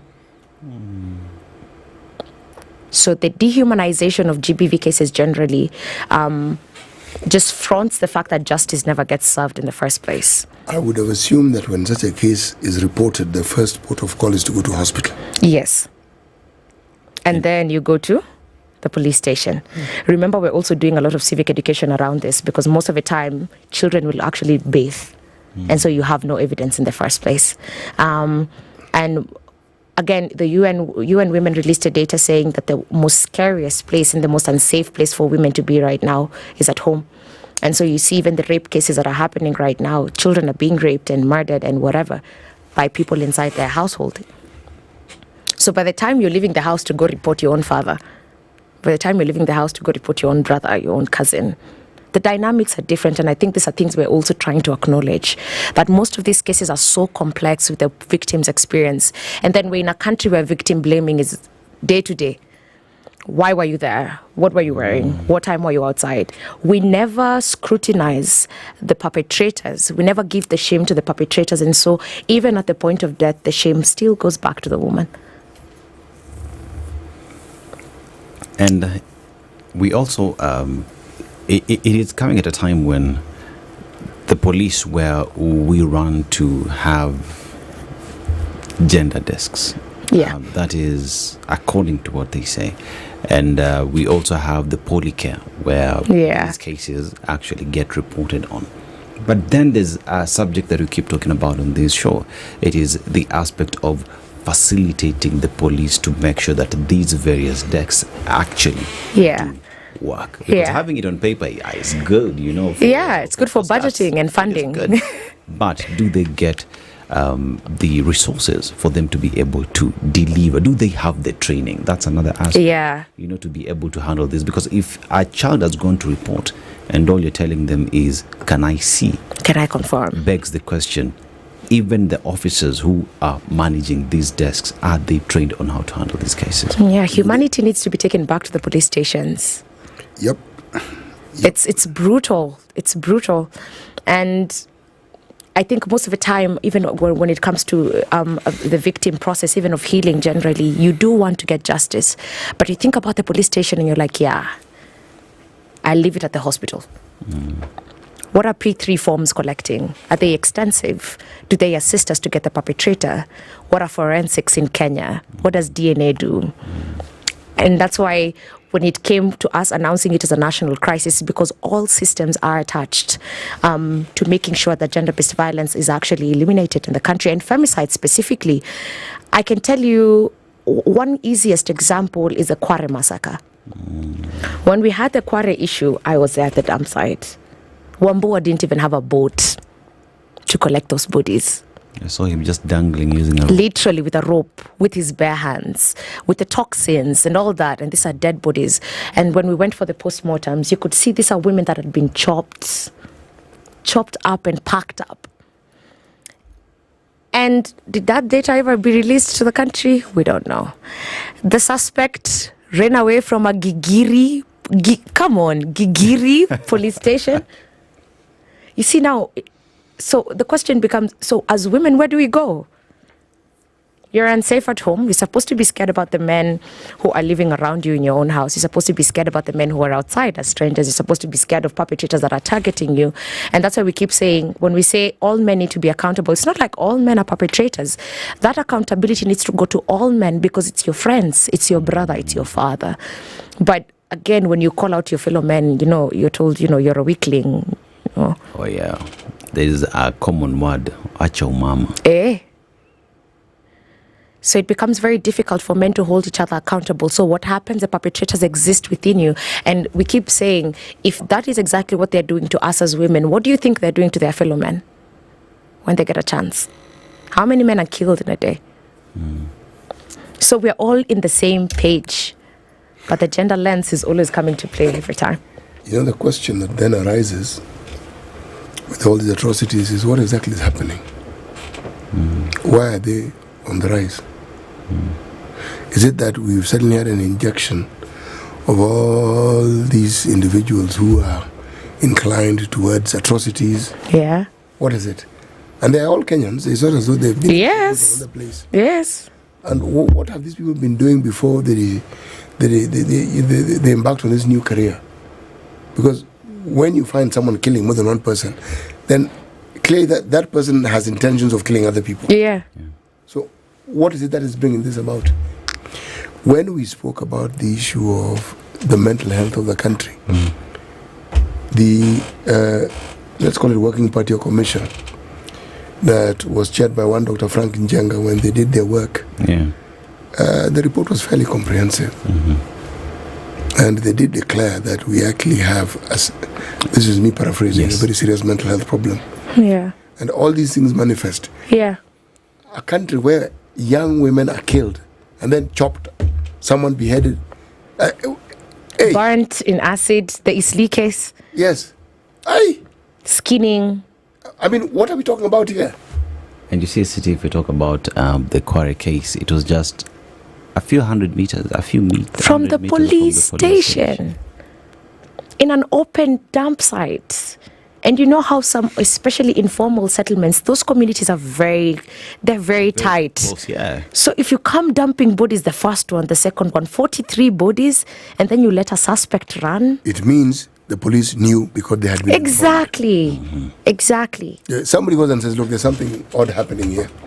And then accountability in police reforms. Why? We just do transfers. Secondly, those victims, were they ever identified? Do you even know? As far as I'm concerned, I think only one. Only one, the mother was there. Yes. And she collapsed several times. One. That's one out of 40? So many bodies, yeah. That's not even the tip of the iceberg. So we're saying that every time we discuss femicide, we are actually discussing unresolved cases. That's what we're discussing. Yes. And yet you have a police service, okay? We have a government that would like us to believe that they are actually in charge. And they care. But we have no gender CS, mind you. No, we don't. City. Want us to take a break? Zara, let's take a short commercial break. When we come back, let's talk about matters to do with the wealth by Standard Chartered Bank. Just to digress kidogo. That's okay. All right.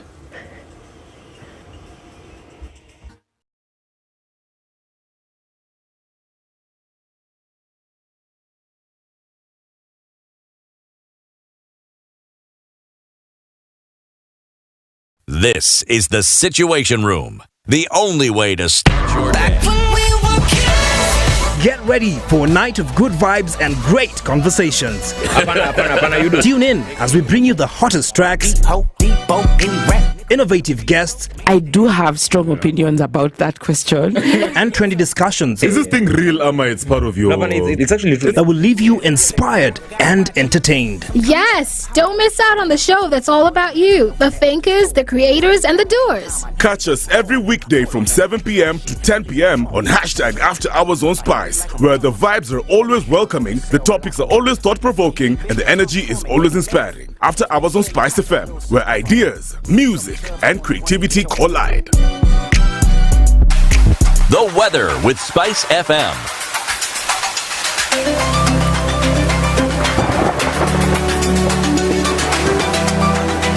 The weather these are across the world now. In Nairobi, highs of 23 degrees and lows of 15 degrees. In Kakamega County, highs of 26 degrees and lows of 15 degrees. In Mombasa, highs of 32 degrees and lows of 24 degrees. They call that the bikini weather. And we go to Nyeri town, that is the highs of 24 degrees and lows of 14 degrees. Across the borders to Kinshasa, Congo, DRC, highs of 32 degrees and lows of 24 degrees. And in Dar es Salaam, Tanzania, highs of 32 degrees and lows of 25 degrees. And in Dongcheng, China, highs of 5 degrees and lows of negative 8 degrees. Do not freeze and shine in China. And in the city of love, Paris, highs of 8 degrees and lows of 5 degrees. That is the weather. These are good morning.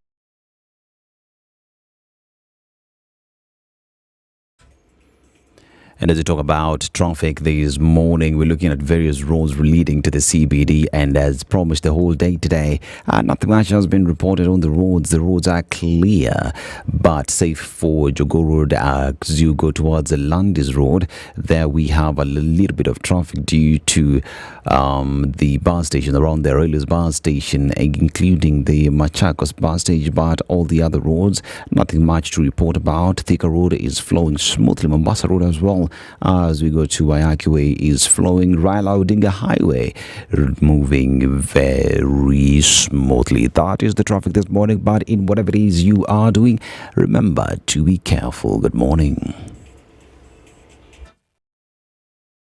Mature, intelligent talk every morning. Spice up yourself.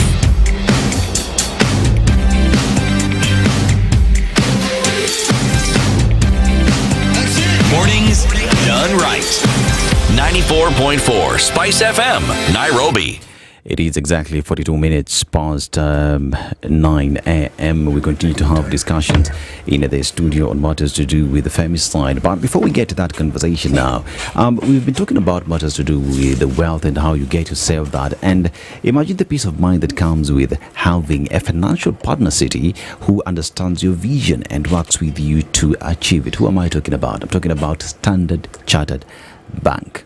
Ambassador. Now, the Standard Chartered Priority Banking, the Wealth Select framework connects you to diversified investments that earn returns across currencies in Kenya shillings, US dollars, the pound, and even the euros. Now, from tailored advice to global expertise, Standard Chartered helps you grow and protect your wealth for generations to come.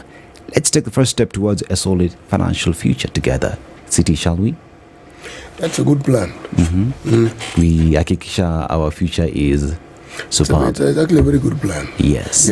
And all this information at prioritybanking.ke at sc.com. Standard Chartered Bank, out there to make sure that your wealth is sorted.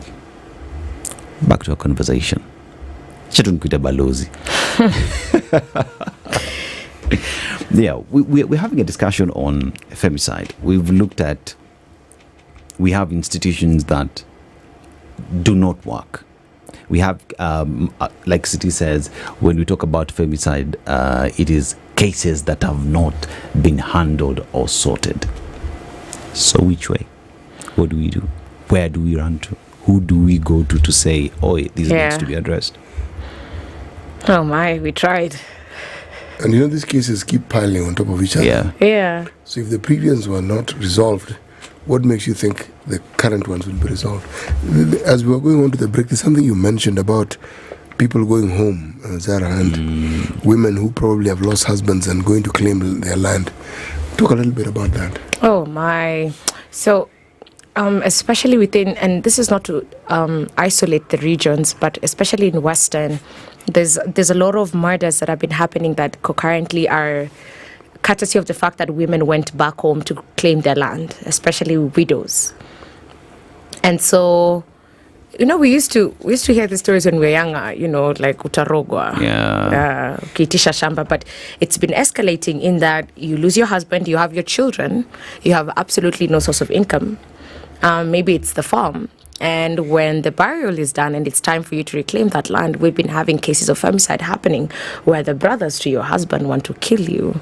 And not want, they kill you and frustrate the hell out of your children. Actually, the youngest victim that I was talking about, that was a case because they punished the mother for that. So that's how they killed the daughters. To punish the mother for... They killed the daughters? Yes. To punish the mother for asking for land. And you see... That is rightfully hers. Yeah. That is rightfully hers and her children's. And now you see in spaces where also things like wills are not written and stuff like that, you can't go to court. There's no system that actually supports it. But we've been having a lot of femicide cases around the same. Or houses, inheritance. So, and I think that's why femicide cannot be isolated as an actual issue on death. It's so categorical. You take someone to court, you're murdered the next day. You go to hospital, you find out you're pregnant, you go back home, you tell your husband you're killed. It's like, I'm not ready for a child. And so where is this anger projection coming from? Why don't we want to resolve things more peacefully? Why do we think that punishment for women is murder? But that has been the norm. And actually, Muga, it's not like these cases are just escalating. They've been happening. It's just that we prioritize to actually bring them up to light right now. And social media has been doing a very good job with us right now. You say that they've always been there and they're not escalating. It's just that now people are more aware of it. Yes. Much more aware. And you see, it got to a point when I was explaining to Kenyans, again, most even of the mobilization work that we're doing on our movement for our own safety, because everything is rendered, political. I mean, you saw how the police handled us during the 16 days of activism. I was slum-bodied for absolutely... That was you? That was me, unfortunately. Oh, no. How sad. Yeah, but I'm okay now. Pole. Santi. That's the war of every day. So you were in a march on femicide and the police tear gas the protesters. What does it say about the government? Are you pro-femicide? And since the police officers don't leave the police station by themselves, there's a rank chain of command that comes to you being told, destabilize that protest. Go and tear gas these people. Yes. They're misbehaving. The OCS, the OCPD, that chunk of command, you consciously told yourself that's a femicide protest. Okay, go ahead and tear gas them. You see, the right to demonstrate in this country is enshrined in the Constitution. Yeah. And this thing of you need to notify us and... In fact, the only thing we're supposed to do is a notification. We did the due diligence of even waiting for a responding letter. And by the way, notification doesn't mean requesting. Requesting. It's not a request. It's informing you. Yes. And it can even be done online. Yeah. But we did all that. Tell me why of all the 24 counties that we had a protest, including Turkana, Nairobi specifically was violent. Nairobi is the epicenter. Okay? Anything that happens in Nairobi, it'll be symptomatic of the entire country. Yeah. Trickle down effect. The focus is on Nairobi. Nairobi. If you remember the 25th of June event that is etched in our memory. Oh my. Nairobi. It spread. The other day I was in an Uber and the Uber driver was telling me something very interesting about he was praising Gen Zs and talking about how it is the Gen Zs in his neck of the woods, how they told them about, they brought documentation to show how the government had presented their report on roads that have been finished. He said, meaning completed, not finished. Finished means they took it away with them. No. Yeah. Roads that have been completed. He said, my friend, that road is impassable. then went to all manner of developments that, according to reports, were completed. He said nothing. Nothing. So what this person was telling me was, this Gen Z thing, I think most people don't understand. They were not just making noise. They had reason for saying what they were saying. And they were telling you, there's this problem, there is this, and there is this. Did you see the Grammy thing that we're paying 500 million? Gen Zs went and took that 500 million and did a whole analysis of what that money could do. But me, that Grammy thing, since you brought it up, let me just understand. Was that a hoax? What was on earth was it? That thing was actually said by, what's it, Dennis Itu? Yeah. 500 million. And it was sent. It was said. Yeah, but what is that? Misplaced priorities in the entire government. No. What I'm asking is, was it something that was simply said to elicit a reaction, or was it something that was actually going to happen? Since when have Grammys taking place anywhere else other than when? Yes, when? But you see, this is coming at the backdrop of the fact that the current president was invited to the US, so it was assumed that these are some of the conversations that he was having. Even as we are gullible, for heaven's sake. Yeah, even as we could get invites, but oh my God. No, even as we are gullible. I mean, surely. But City, it's because on the very same weekend, Rwanda was hosting the F1. But again, read what the F1 story was about. Exactly. It wasn't as though Formula One, as we know it, is coming to Rwanda. No, that was not it. Plus, doesn't Rwanda do its job to actually get these things, including AFCON, I think? They do. Yeah. Look at here, Nairobi is a dump site. So even if you're having tourists coming here for like F1, if anything. What tourists, first of all? Exactly. The president yesterday, the other day, was just celebrating Tanzania the way the economy has overtaken Kenya in terms. They were talking a long time ago. Ages. And he was like, I actually congratulate Tanzania. But that is a good thing. I actually thought it was a good thing for him to congratulate our neighbors. But you see, if you knew the details, those fellows have gotten to a point where they're at the takeoff stage in economic terms. Thank you. Their railway goes somewhere. Exactly. Not duka moja. Okay? Oh my. When you talk about the exploration, it goes somewhere. When you talk about the Julius Nyerere hydroelectric dam, it's for a purpose. Because there are those who argue, but they already have sufficient electricity. What do they need it for? They're industrializing. Thank you. And you need electricity to industrialize. Yeah. And all this while we are sitting and talking. Do you hear them talking about what they're doing? No, they do it. They do it. Have you checked the latest airport, the new airport? Yo. Well, I'm actually very familiar with what happens in Tanzania because for the longest time, Kenyans still want to believe that we are way ahead of them economically. We're not. We are not. Simple truth, we're actually not. We have a lot of rhetoric here. A lot of talking. But let me go back to this topic of femicide. That digression was good because actually, for me it was necessary. It actually gets to my mind and I get overwhelmed. Yeah. We have a situation where we can see the very fabric of society crumbling before our very eyes. What do you think happens when 9-year-olds, 5-year-olds are getting molested? Something is really very wrong. Yeah. And if indeed the cases that we're talking about are unreported, and there are others that have not been reported, but this thing of women being killed, that thing. Now let me give you a personal story, City. A young boy going to primary school early in the morning, I think I was around grade 4, and the path that, this is where I pass every day. I find a woman had been raped and was stabbed to death there. I could take you to the very same spot. What class were you in? 4, Standard 4. Oh my. I still remember her face. That is not a pleasant thing. I still remember her face. Yeah. And the blood was etched on that specific spot for a few weeks. So when we talk about matters to do with femicide, it's real. It is real, City. It doesn't get any real than that. And was that case handled? I should go back to find out. You'll be shocked. Given what I've heard when I first heard you speak and what I'm hearing now, I really wouldn't be shocked. What shocks me is what ought to be done and isn't being done. Yes. That now for me is a shock.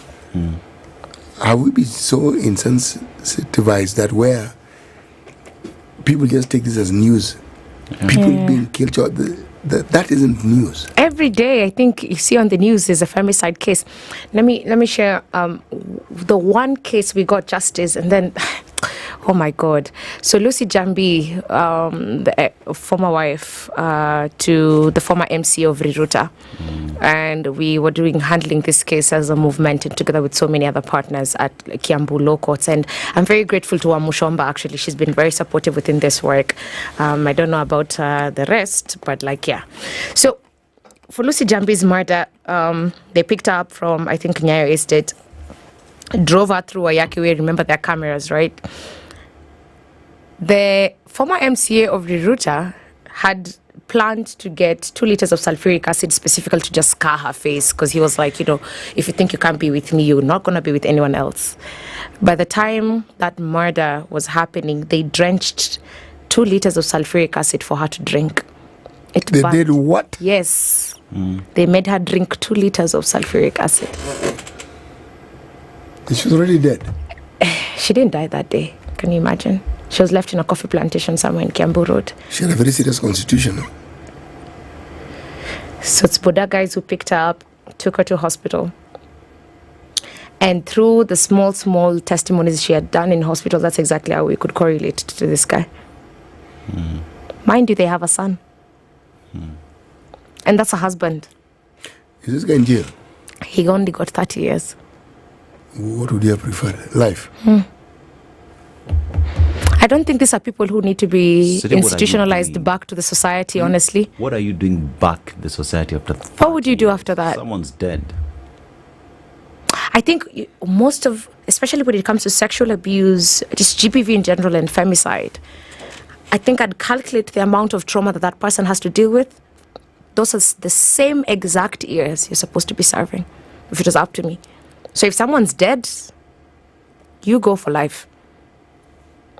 We no longer have a death sentence in this country. I know. So you can imagine what happens. The same people come back. And what do they do when they get back? They come to revenge. Because even when the MCA was being sentenced, when he was walking out, he called us all manners of names. And told us, when I come, I will kill all of you. And we're in court. And what I find even shocking is not what he said. People elected this person. Yes. Oh, yeah. But that's why even in the 13 demands that we had in January, we told the government, look at the perpetrators inside the government first. Sharon was killed by who? Allegedly. Let's say, who has been in court over Sharon's murder? Oh, yes. Has that thing been concluded? No. Yeah. How many years now? But they ripped her pregnancy apart and removed the baby out of her. I don't know if Sharon's was on a completely different scale. Completely. But these are people who are actually in government. But now, even as we conclude this discussion, surely, what does one do? Because this is one very bleak, dark story. Yeah. What does one do? All systems have to work for femicide to end. The judiciary needs to prioritize these cases. Perpetrators need to be apprehended and arraigned in court. And we need to give them full-term sentences, because I've had a case where this person molested a kid over and over for 9 years, and tell me why he got 6 years. How old was the kid? 13. 6 years? Yes. That's a magistrate's court? Yes. 6 years? Yes. So the judiciary has to work. The police needs reforms. The police needs to be taught how to handle these GBV cases. Gender desks needs to be actualized. It needs to be announced as a national crisis so that all forms, we need a gender CS. There's no accountability to femicide because who's hosting it? We need a commission on women. This is the only country that doesn't have that. And a commission on women is not necessarily to make it a gender issue. It's to actually understand the complexities around women issues and prioritize them. I don't think we should be voting in for a government that does not have a plan for its women. And yet, the women among the supporters, probably key supporters. And we are the highest population. We're 51%, I think. Slightly more. City. And so many things need to happen. A lot needs to be said. A lot needs to be handled. Unfortunately, time is not on our side. It is a conversation that must and should continue. You agree? Yeah. Yeah, and I think it is on that note that we call upon all the necessary and all the relevant bodies to come through and ensure that these cases are actually handled. Ambassador Zaha Indimuli Diana Lucy is the National Advocacy Lead and Femicide KE movement. This is the Situation Room. We continue with this conversation on our social media platforms as we break for the festive season. We wish Kenyans happy birthdays and Merry Christmas.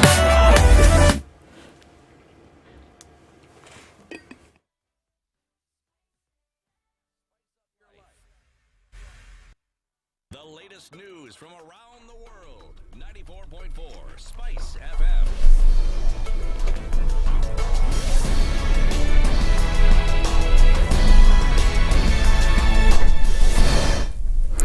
Good morning. This is the news.